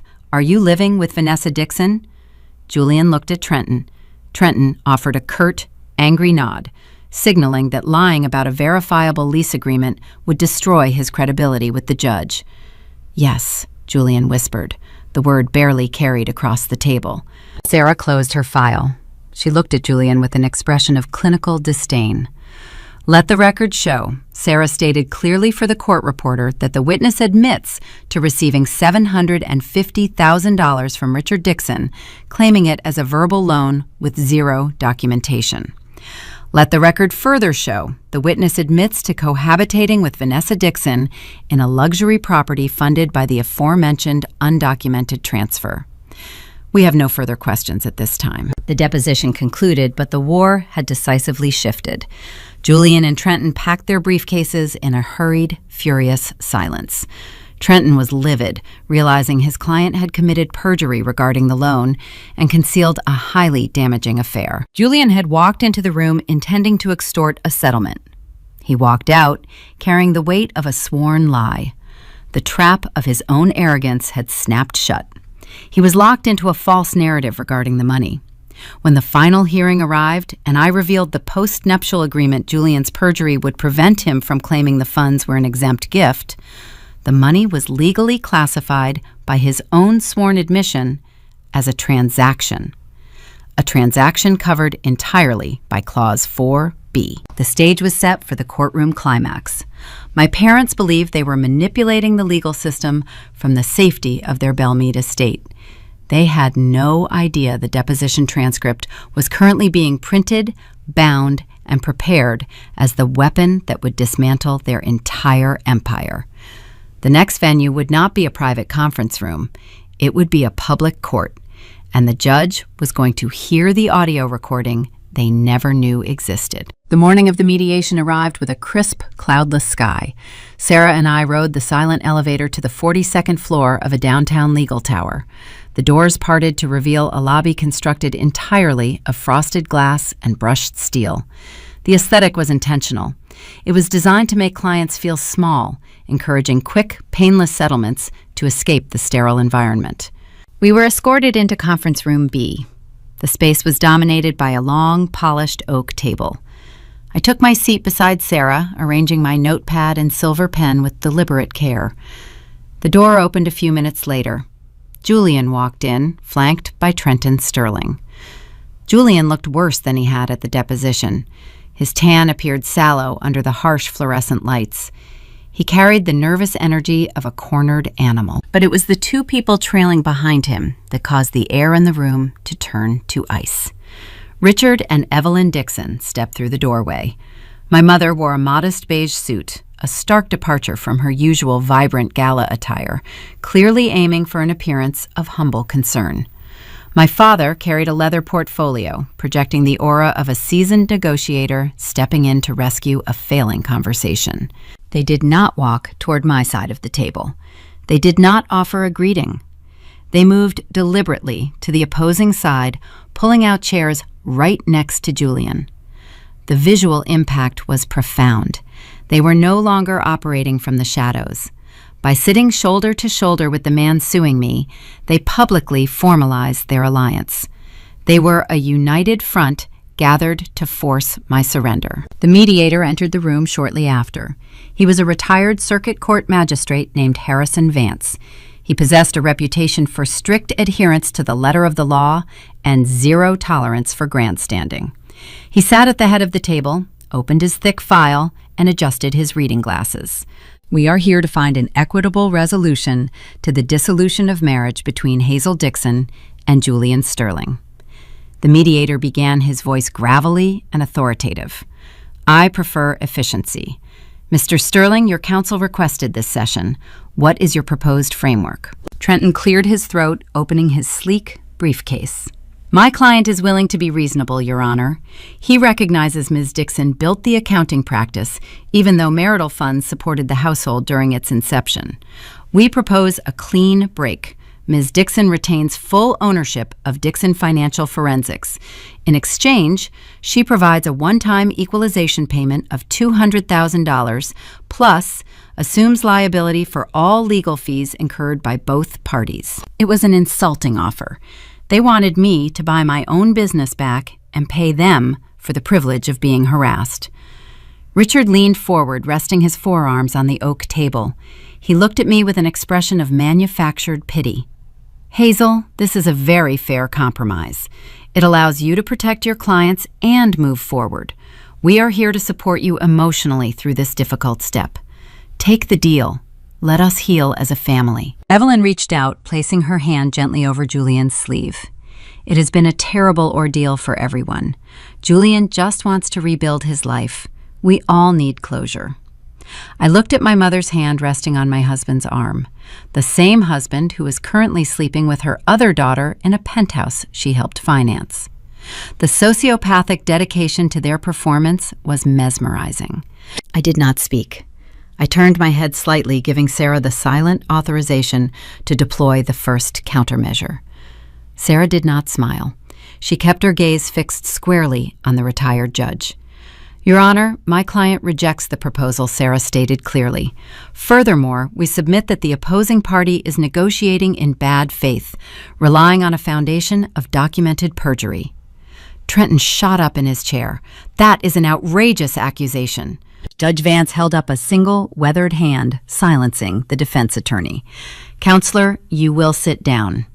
Ms. Sarah, explain your assertion. Sarah opened her binder and extracted the certified deposition transcript. During sworn testimony 48 hours ago, Mr. Sterling was questioned regarding a specific influx of capital.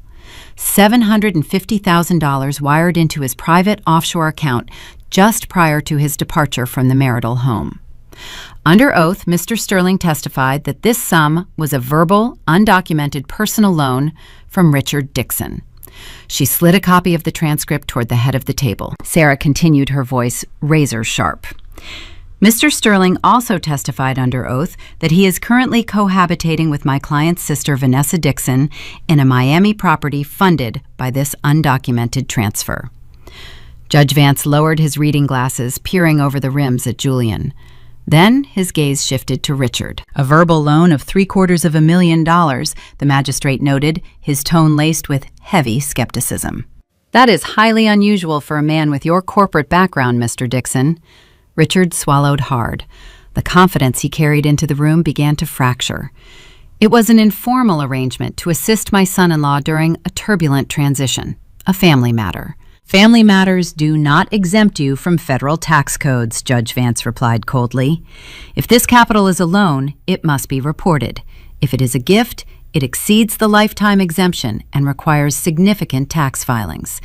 If it is an undisclosed marital asset being hidden to manipulate the dissolution arithmetic, it is criminal fraud. Trenton scrambled to regain control. Your Honor, the origin of those funds is external to the marital estate. If the funds were received during the marriage, they are subject to discovery, the mediator snapped.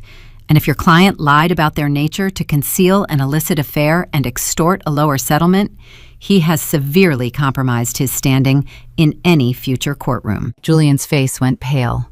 He looked at Richard, silently begging the older man to fix the situation. But Richard was staring at the polished wood table, calculating his own legal exposure. He realized Sarah had trapped them. By forcing Julian to claim the money was a loan, she made Richard complicit in a financial irregularity right in front of a retired judge. Evelyn sensed the momentum slipping away. She deployed her ultimate weapon. She allowed her eyes to fill with tears, pulling a lace handkerchief from her purse. We only wanted to help them, she cried, softly dabbing at the corners of her eyes. Hazel was so distant. The marriage was falling apart. We just wanted Julian to have a soft landing so they could separate without all this ugliness. We are a family in mourning. Why are you treating us like criminals? She looked at the mediator, waiting for the older man to soften, expecting the tears of a wealthy Belmead matriarch to elicit immediate sympathy. Judge Vance watched her for a long, silent moment. Tears do not balance a ledger, Mrs. Dixon. The legal system operates on documentation, not emotion.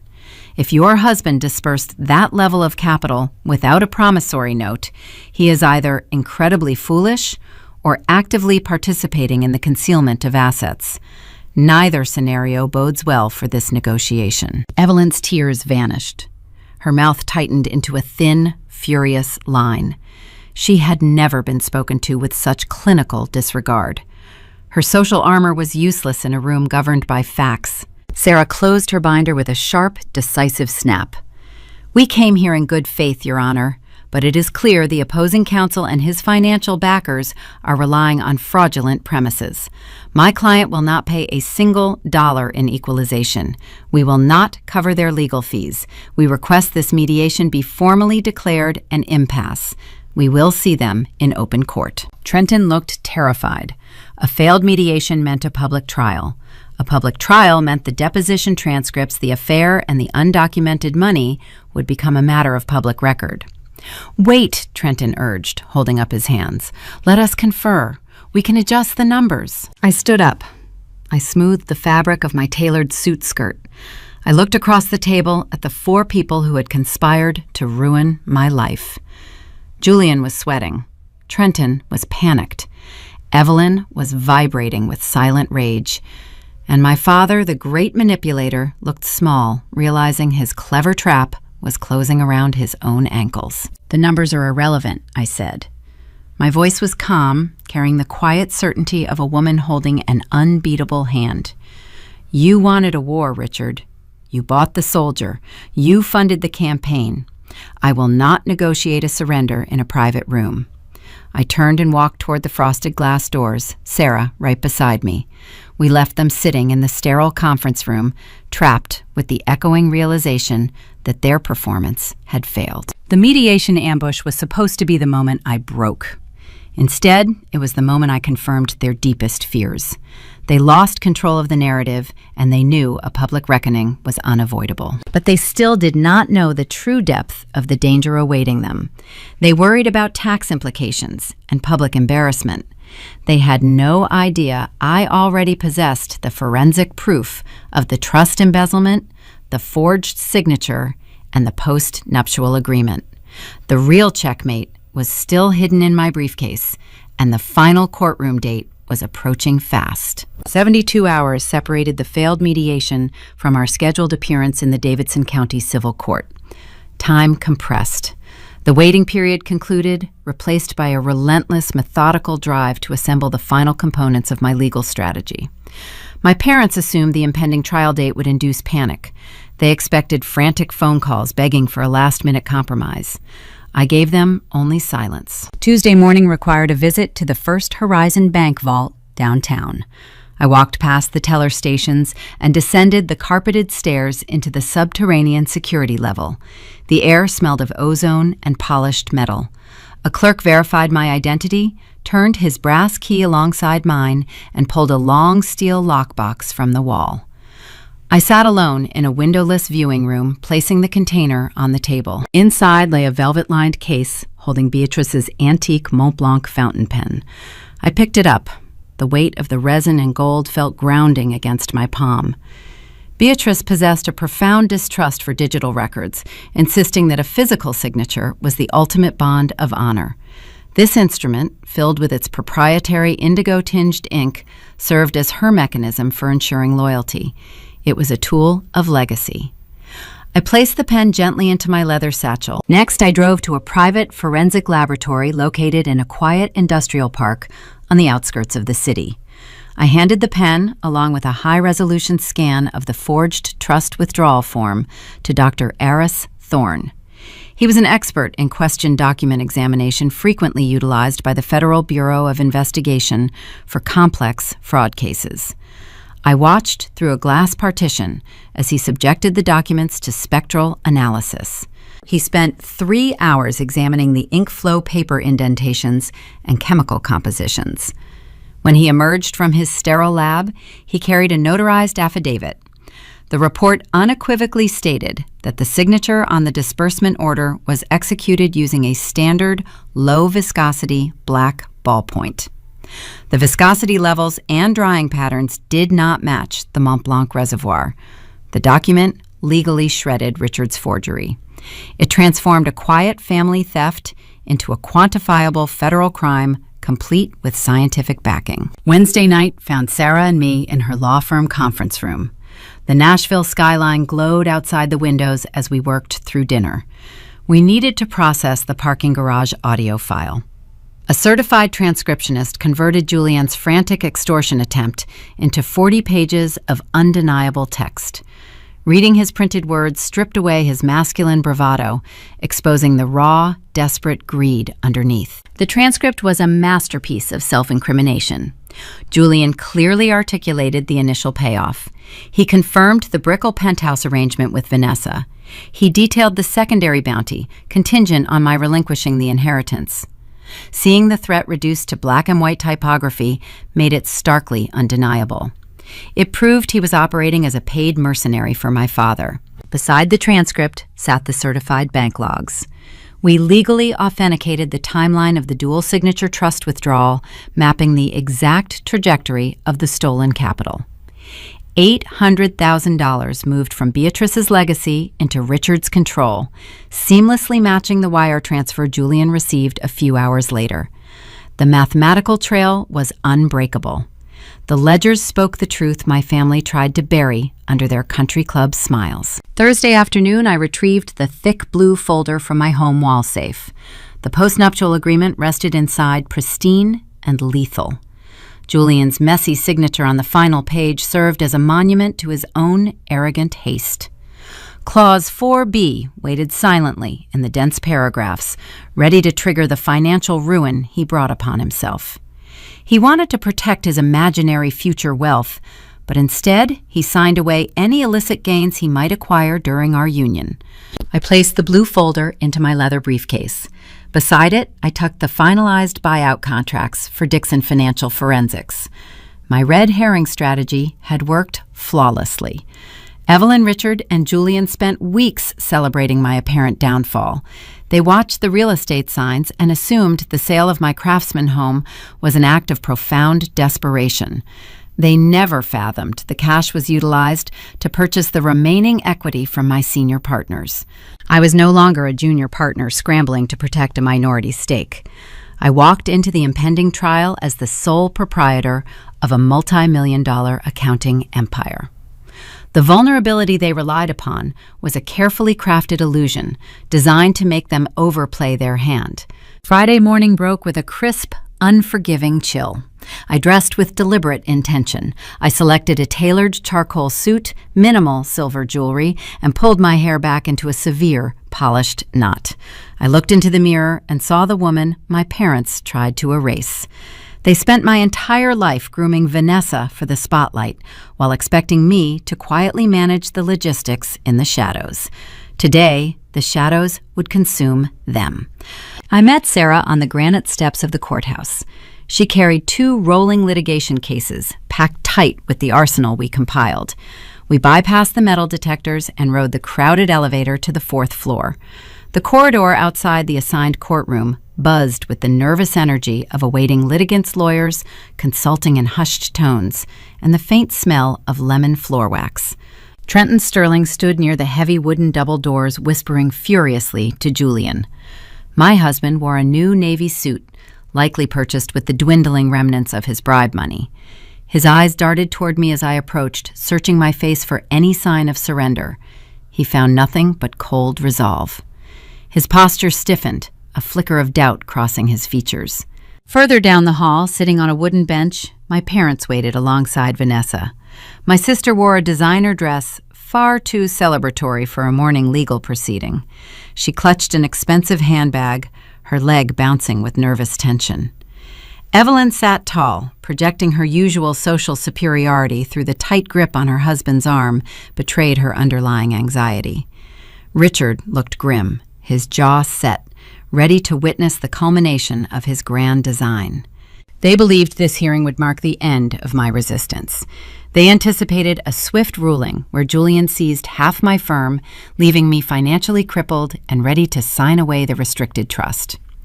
They had no conception of the devastating payload resting inside my briefcase.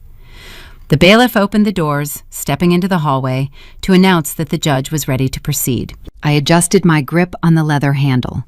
The long game was over. The trap was fully loaded, the evidence certified, the perjury documented. I stepped across the threshold, entering the arena where lies dissolve under the harsh light of the law. The real trial was about to commence. But the judge was not the only authority in the room preparing to pass a verdict. The first gavel strike would echo through the chamber, initiating a sequence of revelations they could never outrun. The heavy oak doors of the Davidson County Civil Court sealed shut behind us. The ambient noise of the crowded hallway vanished, replaced by the hushed, reverent acoustics of the courtroom. Sunlight filtered through the tall, arched windows, casting long geometric shadows across the polished hardwood floor. The air smelled of old paper floor wax and the quiet tension that always precedes a legal reckoning. I took my seat at the respondent table on the right side of the aisle. Sarah unpacked her litigation cases with methodical precision, arranging her legal pads and the thick blue folder directly in front of her. Across the aisle, Julian sat next to Trenton Sterling. Julian adjusted his silk tie, his posture stiff, his eyes fixed on the empty judge's bench. Trenton organized his own files, projecting a casual, practiced ease. I did not look at my husband. I turned my head slightly, shifting my gaze to the wooden pews of the public gallery behind the railing. My family sat in the second row. They had arrived early to secure an unobstructed view of my destruction. Evelyn wore a pristine beige suit, her hands resting primly on her lap, a faint smile touching the corners of her mouth. She was ready for her theater. Richard sat beside her, leaning slightly forward, his arms crossed over his chest. He looked like an executive waiting for a hostile corporate takeover to finalize. Vanessa occupied the seat next to him, clutching a snakeskin handbag, her gaze darting around the room with nervous anticipation. They believed they were the directors of this play. They thought the script was already written. The side door opened. The bailiff instructed the room to rise. Judge Thomas Caldwell ascended the steps to the bench. He was a veteran magistrate known for his sharp intellect and zero tolerance for courtroom theatrics. He adjusted his dark robes, sat down, and signaled for the room to be seated. "We are here for the dissolution proceedings of Sterling versus Dixon," Judge Caldwell announced, his voice echoing off the wood-paneled walls. "I have reviewed the initial filings. Counsel for the petitioner, you may proceed with your opening remarks." Trenton stood up, buttoning his suit jacket. He stepped out from behind his table, occupying the center space of the aisle. He possessed a theatrical flair, preferring to address the judge as if delivering a monologue to a jury. "Your Honor," Trenton began, his tone ringing with practiced indignation, "we are here today to rectify a profound financial imbalance. My client, Julian Sterling, invested 3 years of his life supporting a marriage while the respondent built a highly lucrative accounting practice. During this union, Dixon Financial Forensics grew exponentially, utilizing marital resources and the domestic stability my client provided." Trenton paced a few steps to the left, gesturing toward my table. "Yet upon the breakdown of this relationship, the respondent attempted to freeze my client out entirely. She has engaged in a pattern of financial concealment and erratic liquidation.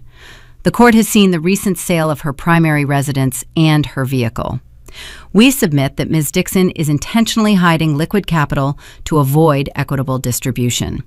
Therefore, we respectfully demand a 50% equity stake in the accounting firm, alongside $10,000 a month in permanent spousal support, to ensure my client is not left destitute by her vindictive financial maneuvering." Trenton returned to his seat, looking thoroughly pleased with his narrative. Julian nodded along, playing the role of the victimized spouse. In the gallery, Evelyn leaned closer to Richard, her smile widening just a fraction. They loved the story Trenton painted. It framed me as a cold, hoarding antagonist, validating their decision to orchestrate this entire ordeal. Judge Caldwell made a note on his legal pad, his expression unreadable.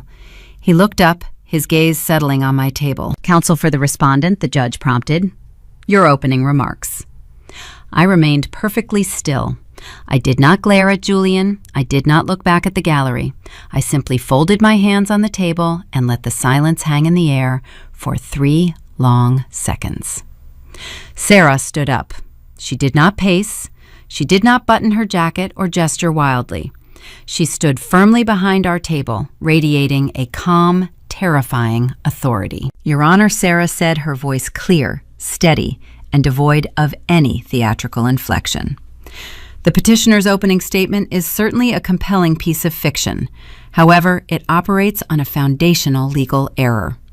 My client owes 0 spousal support. She owes 0 equity in her firm. In fact, the petitioner currently owes my client $750,000. The courtroom shifted. Trenton frowned, leaning forward in his chair. Julian blinked, his brow furrowing in genuine confusion. A low murmur rippled through the gallery before the bailiff cleared his throat, restoring the silence. Judge Caldwell lowered his pen. "That is a bold assertion, Counselor. I suggest you clarify your math immediately." Sarah picked up the thick blue folder. She opened it and extracted the crisp, multi-page document. 3 years ago, the petitioner requested a contractual safeguard for his own financial future. Sarah explained, stepping forward to hand a copy to the court clerk, who passed it up to the bench. The parties executed a binding post-nuptial agreement. The document outlines a strict separation of business assets. The petitioner waived all rights to Dixon Financial Forensics upon signing. Trenton snatched his own copy from Sarah's hand as she walked past his table. He flipped frantically to the signature page. Julian stared at the document, the color draining from his face. The memory of the rainy Tuesday evening in our kitchen, the contract he demanded but failed to read, crashed down upon him. "But that is only the beginning of the petitioner's liability," Sarah continued, returning to our table. "Your Honor, I direct your attention to page 14, clause 4B. The stipulation is clear and unambiguous. It dictates that any undisclosed financial gifts, external compensations, or bribes received by either party to induce marital separation shall be forfeited entirely to the opposing spouse." Trenton stopped reading. He looked at Julian, his eyes wide with a sudden, dawning horror. Julian sat paralyzed, his jaw slack, his breathing shallow. He remembered the deposition. He remembered swearing under oath that he received a $750,000 transition loan from my father.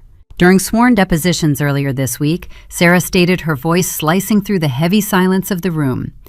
Mr. Sterling testified on the official record that he received exactly $750,000 from Richard Dixon. He accepted this capital immediately prior to vacating the marital home. Under the explicit terms of the contract he signed, those funds legally belong to Hazel Dixon. Julian slouched in his chair, looking as if the air had been physically knocked out of his lungs. He was legally bankrupt. The penthouse, the lifestyle, the remainder of his bribe money, it was all gone. He had walked into the courthouse demanding a payout, oblivious to the fact that he had already signed away his entire existence. In the gallery, the performance was unraveling. Evelyn gripped the edge of the wooden pew, her knuckles turning white. Vanessa covered her mouth with a trembling hand, realizing her Miami playground was built on quicksand. Richard stared at Sarah, his eyes narrowed, his mind racing to calculate the damage. He thought the worst-case scenario was losing the firm equity. He was wrong. Sarah did not sit down. The true strike was yet to come. She turned her body slightly, directing her focus away from the opposing table and looking straight past the wooden railing, making direct, unwavering eye contact with my father. "We have established the contractual forfeiture of the funds," Sarah said, her voice dropping to a serious, chilling register that captivated every person in the room.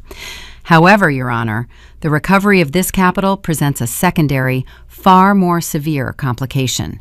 The origin of that bribe is not a simple family loan, as the petitioner falsely testified. The origin requires the court's immediate criminal attention." The silence in the room became suffocating. Judge Caldwell leaned forward, his elbows resting on the elevated bench, his stern gaze locking onto Sarah. "Explain yourself, counselor," the judge ordered. Sarah picked up the second file from our table, the certified bank logs, the forensic ink analysis, and the notary records. She held the stack of papers, the physical manifestation of my father's felony, ready to hand them over to the magistrate. The civil dispute was over. The criminal reckoning was about to begin. Sarah handed the dense stack of papers to the bailiff. The uniformed officer carried the 30-page forensic audit and the sworn affidavit up the wooden steps to the elevated bench. Judge Caldwell accepted the file. He placed it squarely on his desk, adjusted his reading glasses, and opened the cover. "We submit these certified financial records to clarify the true origin of the petitioner's transition funds," Sarah stated. The capital in question did not originate from Richard Dixon's personal accounts or his corporate holdings. The money was extracted from a restricted family trust established by the late Beatrice Dixon. My client is the primary beneficiary and co-trustee of that specific account. Judge Caldwell flipped to the second page of the audit, his eyes tracking the columns of numbers. The courtroom remained entirely silent. Only the faint rustle of the heavy paper broke the stillness. The governing bylaws of Beatrice Dixon's trust dictate rigid security measures. Sarah continued pacing her words to allow the judge time to process the ledgers. Any disbursement exceeding $50,000 mandates physical dual signature authorization from both named trustees. Furthermore, the late founder instituted a unique safeguard. All official trust documents must be executed using a specific antique fountain pen containing a custom mixed indigo ink. Sarah paused, waiting for Judge Caldwell to reach the enclosed withdrawal form. He studied the scanned copy of the bank authorization, examining the two signatures residing at the bottom of the page. "The first signature belongs to Richard Dixon," Sarah noted. "The second signature purports to belong to my client. However, my client was never present for this transaction." Judge Caldwell turned to the next section of the file. This portion contained the notarized report from the Independent Forensic Laboratory. "We secured the services of Dr. Eris Thorne, a question document examiner, frequently contracted by federal agencies," Sarah explained. "His spectral analysis of the original bank withdrawal form yielded a definitive conclusion. The signature claiming to be Hazel Dixon was forged using a standard, low-viscosity black ballpoint pen. The chemical composition bears zero resemblance to the mandated fountain pen ink. The accompanying notary stamp, provided by a personal associate of Richard Dixon, falsely attests to my client's physical presence during the forgery. The magistrate continued reading. He did not rush. He absorbed the spectral graphs, the chemical breakdowns, and the irrefutable mathematical trajectory of the stolen capital. He traced the $800,000 outflow from the trust, watching it partition into the $750,000 wire transfer that landed in Julian's offshore account. I sat at the respondent table, keeping my breathing shallow and even. I did not look at the judge. I looked past the wooden railing, observing the people seated in the second row of the public gallery. The performance in the pews had shattered. Richard gripped the polished wood of the bench in front of him. The knuckles on his hands stood out stark and white against his skin. His jaw was clenched so tight, the muscles twitched under his jawline. He was a man who spent his life manipulating zoning laws and bullying local contractors. He had never faced a seasoned judge reviewing certified proof of his own criminal conduct. Beside him, Evelyn appeared physically ill. The warm, healthy flush she meticulously maintained with expensive cosmetics drained away, leaving her skin an ashen gray. Her chest rose and fell in rapid, erratic intervals. She stared at the back of Sarah's head, her eyes wide with a profound, consuming terror. She finally understood the magnitude of the trap. They had walked into a civil divorce hearing and found themselves standing on the precipice of a federal indictment. Judge Caldwell closed the thick file. He removed his reading glasses, placing them carefully beside his gavel. The soft click of the folded frames sounded like a gunshot in the quiet room. He looked down at Trenton Sterling. The defense attorney was shrinking in his chair, attempting to put as much physical distance between himself and Julian as possible. Trenton realized his client had used him to launder the proceeds of an elaborate theft. Then Judge Caldwell shifted his gaze. He looked past the opposing table, staring directly into the gallery. His dark eyes locked onto Richard and Evelyn.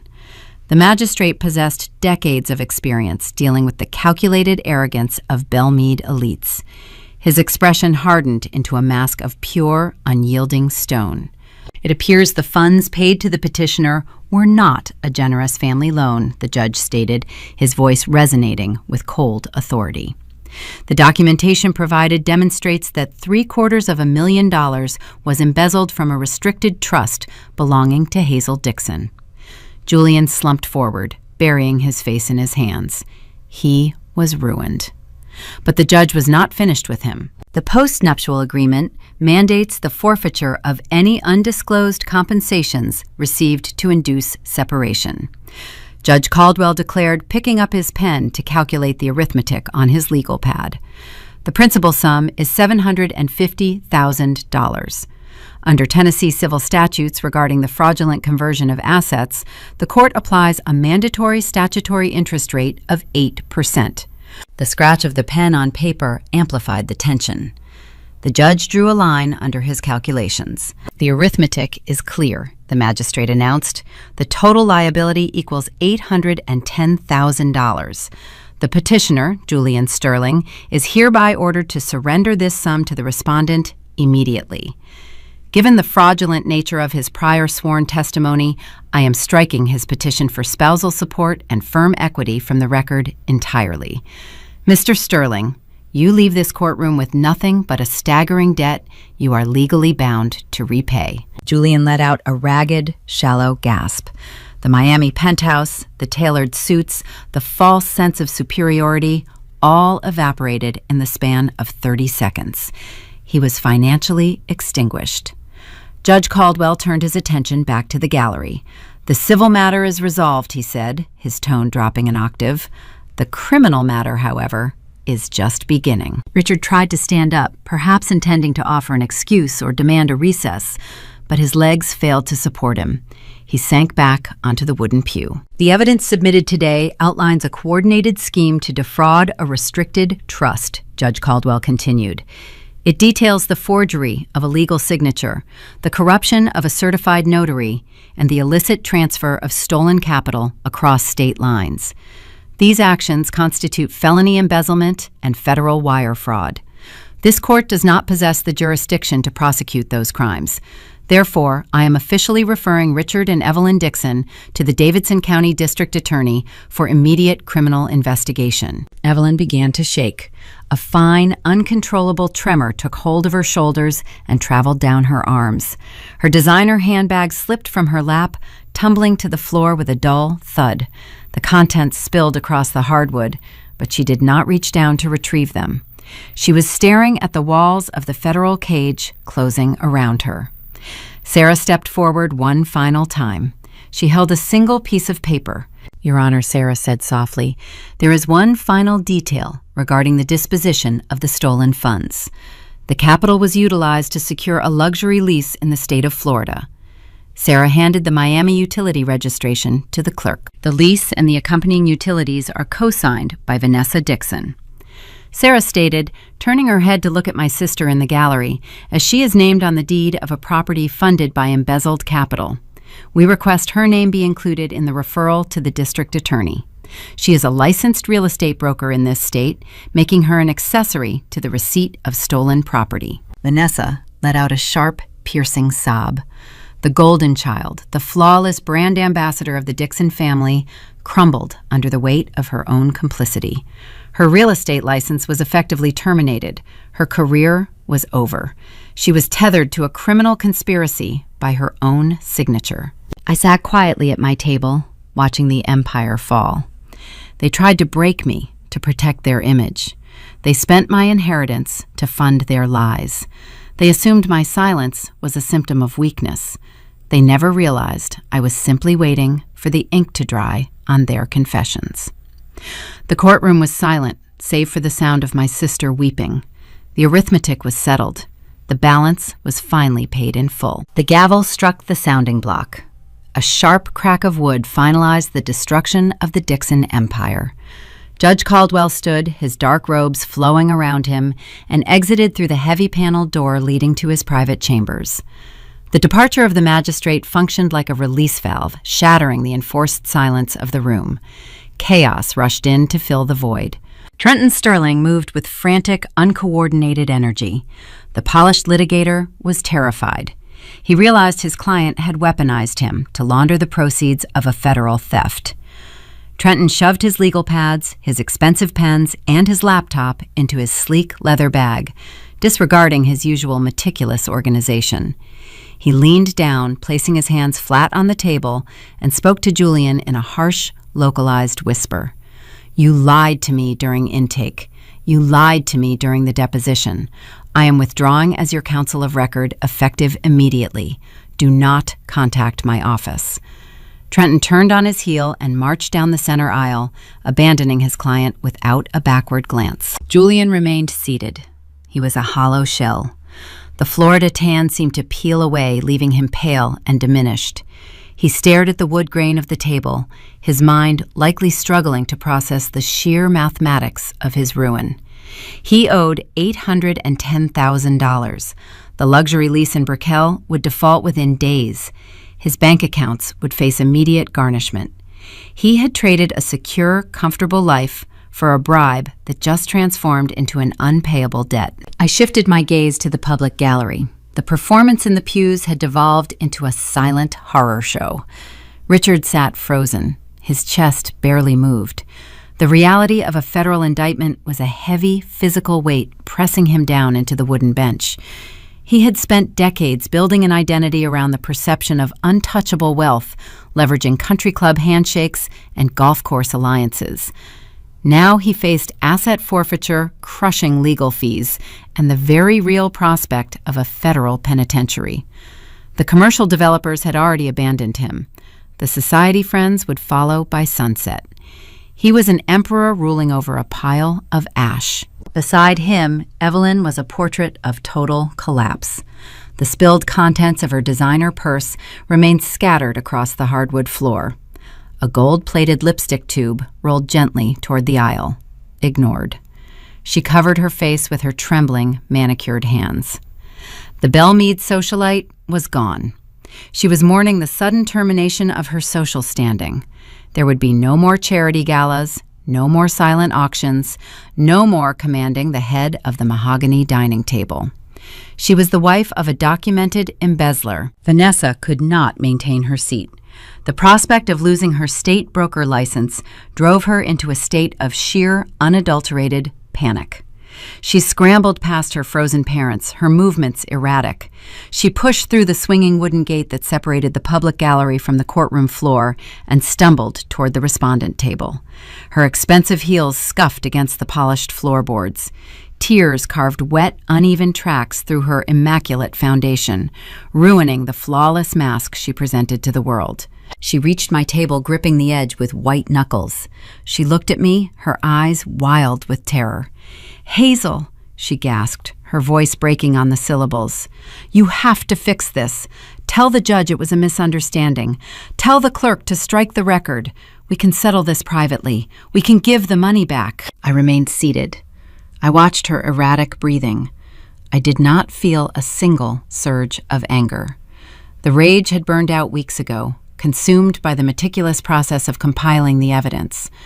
Now there was only this enduring, clinical chill. My license, Vanessa sobbed, her voice echoing in the emptying chamber. "The state commission will revoke my license.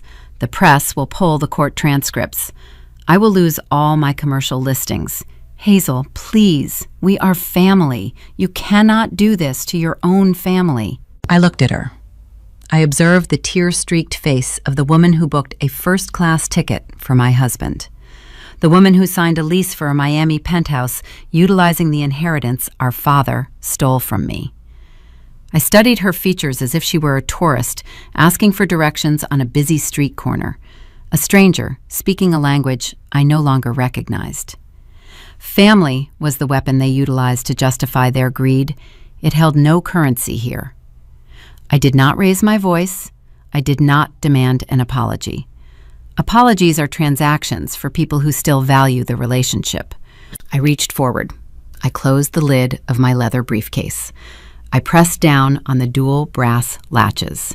They snapped shut with a sharp, echoing click. The sound served as the final punctuation mark on our shared history. I stood up. Sarah was already waiting near the aisle, her own litigation cases packed. She offered a silent nod of profound respect. I picked up my briefcase. I stepped around Vanessa without brushing her shoulder, treating her as a mere obstacle in my path. I walked down the center aisle. I passed the second row of the gallery. Richard did not look up. Evelyn did not lower her hands. They were statues crumbling in real time, trapped in the prison they built for themselves. I reached the heavy oak doors at the back of the courtroom. I placed my hand against the cool brass plate and pushed. The doors swung outward. I stepped into the busy corridor, bypassed the lingering crowd of awaiting litigants, and walked toward the main exit of the building. The sound of my heels clicked a steady, victorious rhythm against the marble floor. I pushed through the revolving glass doors of the courthouse and stepped out into the bright Tennessee sun. The autumn air carried a sudden, unexpected warmth. I closed my eyes for a fraction of a second, letting the light wash over my face. The scent of hot asphalt and diesel exhaust drifted up from the busy downtown street below. To anyone else, it was just city air. To me, it was the aroma of unburdened momentum. It was the smell of unrestricted freedom. I had saved my firm. I had secured Beatrice's legacy. I was the sole architect of my future, and the ledger was finally balanced. The gavel striking the sounding block in that Nashville courtroom did more than bankrupt a dishonest husband and expose a criminal embezzlement scheme. It shattered a generational illusion. When we look at the ruins of the Dixon Empire, we witness the catastrophic failure of a parenting philosophy that treats children like line items on a corporate balance sheet. Raising a child in modern American culture often presents a dangerous, seductive temptation: the overwhelming desire to curate a flawless public image. We see the sprawling stucco estates, the pristine holiday greeting cards, and the meticulously orchestrated Sunday dinners. But a home built entirely on leverage, favoritism, and hidden agendas is merely a beautifully decorated waiting tomb. Richard and Evelyn did not fail because they lacked financial resources or societal influence. They failed because they possessed a profound deficit of emotional awareness. They operated their household identical to their holding companies. Love was strictly conditional. Parental support was a calculated transaction. In a traditional family structure, the most sacred responsibility of a mother and father is to cultivate a sanctuary of honesty. A child fundamentally needs to know their worth is not tethered to their utility or their ability to enhance the family brand. When parents substitute genuine emotional connection with financial manipulation, they teach their offspring that every human relationship is a cold negotiation. Consider the contrasting paths of the two daughters. The dynamic of the golden child and the scapegoat represents a devastating betrayal of parental duty. Fairness constitutes the absolute bedrock of sibling harmony and moral development. By choosing to finance an illicit affair to protect Vanessa from facing public embarrassment, Richard and Evelyn actively robbed their eldest daughter of the opportunity to develop human character. They constantly shielded her from the natural consequences of her own choices. In doing so, they engineered her ultimate destruction. They ensured she would completely crumble the very moment real adversity arrived, in the form of a seasoned judge and a stack of forensic audits. They did not love Vanessa. They merely maintained her as a brand ambassador, leaving her morally hollow and completely dependent on their corrupt machinery. Conversely, look at the burden placed upon Hazel. By attempting to bleed their youngest daughter dry, the parents vastly underestimated the formidable resilience born from emotional neglect. When you raise a child in the freezing shadow of constant favoritism, you do not break their spirit. You forge a relentless survivor. A child denied fairness learns to read the fine print of human nature. They observe the discrepancies between what is spoken at the dinner table and what is done in the shadows. They become highly proficient forensic accountants of human behavior. Hazel did not defeat her family out of malice. She defeated them utilizing the exact tools of cold detachment they forced her to develop in order to survive her own childhood. Long-term guidance requires the profound courage to model integrity, especially when telling the truth is intensely inconvenient. It demands the emotional intelligence to recognize a child as an autonomous individual possessing their own spirit, rather than treating them as an extension of a parental ego. The tragedy defining the Bellmead mansion was the profound, echoing absence of truth. A healthy American family thrives on the quiet, unglamorous, daily work of accountability. You teach a child honesty by demonstrating unwavering honesty. You teach them fairness by holding the ethical line even when maintaining that line damages your precious social standing at the country club. The Dixons deliberately chose the opposite path. They chose the illusion of prestige over the substance of character. They prioritized the appearance of family loyalty over the actual practice of it. They believed they could purchase an alternative reality, utilizing stolen inheritance money to sweep their moral failures under a luxurious rug. And in committing to that deception, they lost the very thing they spent a lifetime frantically trying to control: their legacy. The name they fought so brutally to protect is now permanently synonymous with felony fraud and moral bankruptcy. There's a terrifying, brilliant clarity in watching a false narrative collapse under the weight of undeniable proof. We spend our entire lives gathering the silent receipts of our daily experiences. We learn exactly who stands firmly beside us in the dark and who is merely calculating their next opportunistic move in the light. The family unit is supposed to be the ultimate safe harbor. When that harbor turns out to be a trap, the resulting shockwave forces a total reevaluation of everything we understand about trust. If you have ever recognized the hollow, metallic echo of conditional love, you understand this reality. If you have ever found the quiet strength to stand up and walk away from a table where you were being served nothing but lies, you belong here with us. We are building a community of individuals who refuse to carry the toxic burdens passed down by previous generations. Drop a comment below to share your own journey of securing quiet dignity and reclaiming your peace.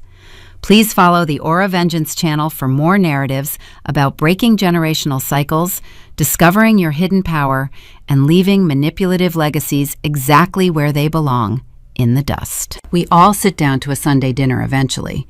We look across the expanse of polished mahogany wood and the gleaming crystal glasses, staring directly at the faces of the people who shaped the architecture of our early world.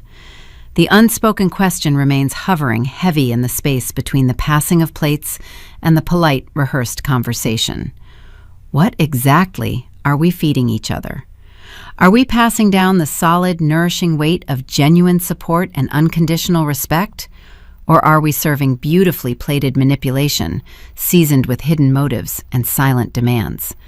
The true ledgers of our lives are written in the quietest moments.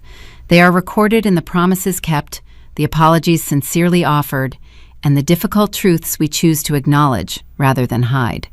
When the final audit of your family history is conducted, long after the noise fades and the dinner guests return home, what will the underlying numbers reveal? You might want to check the ink before you sign your name to the narrative.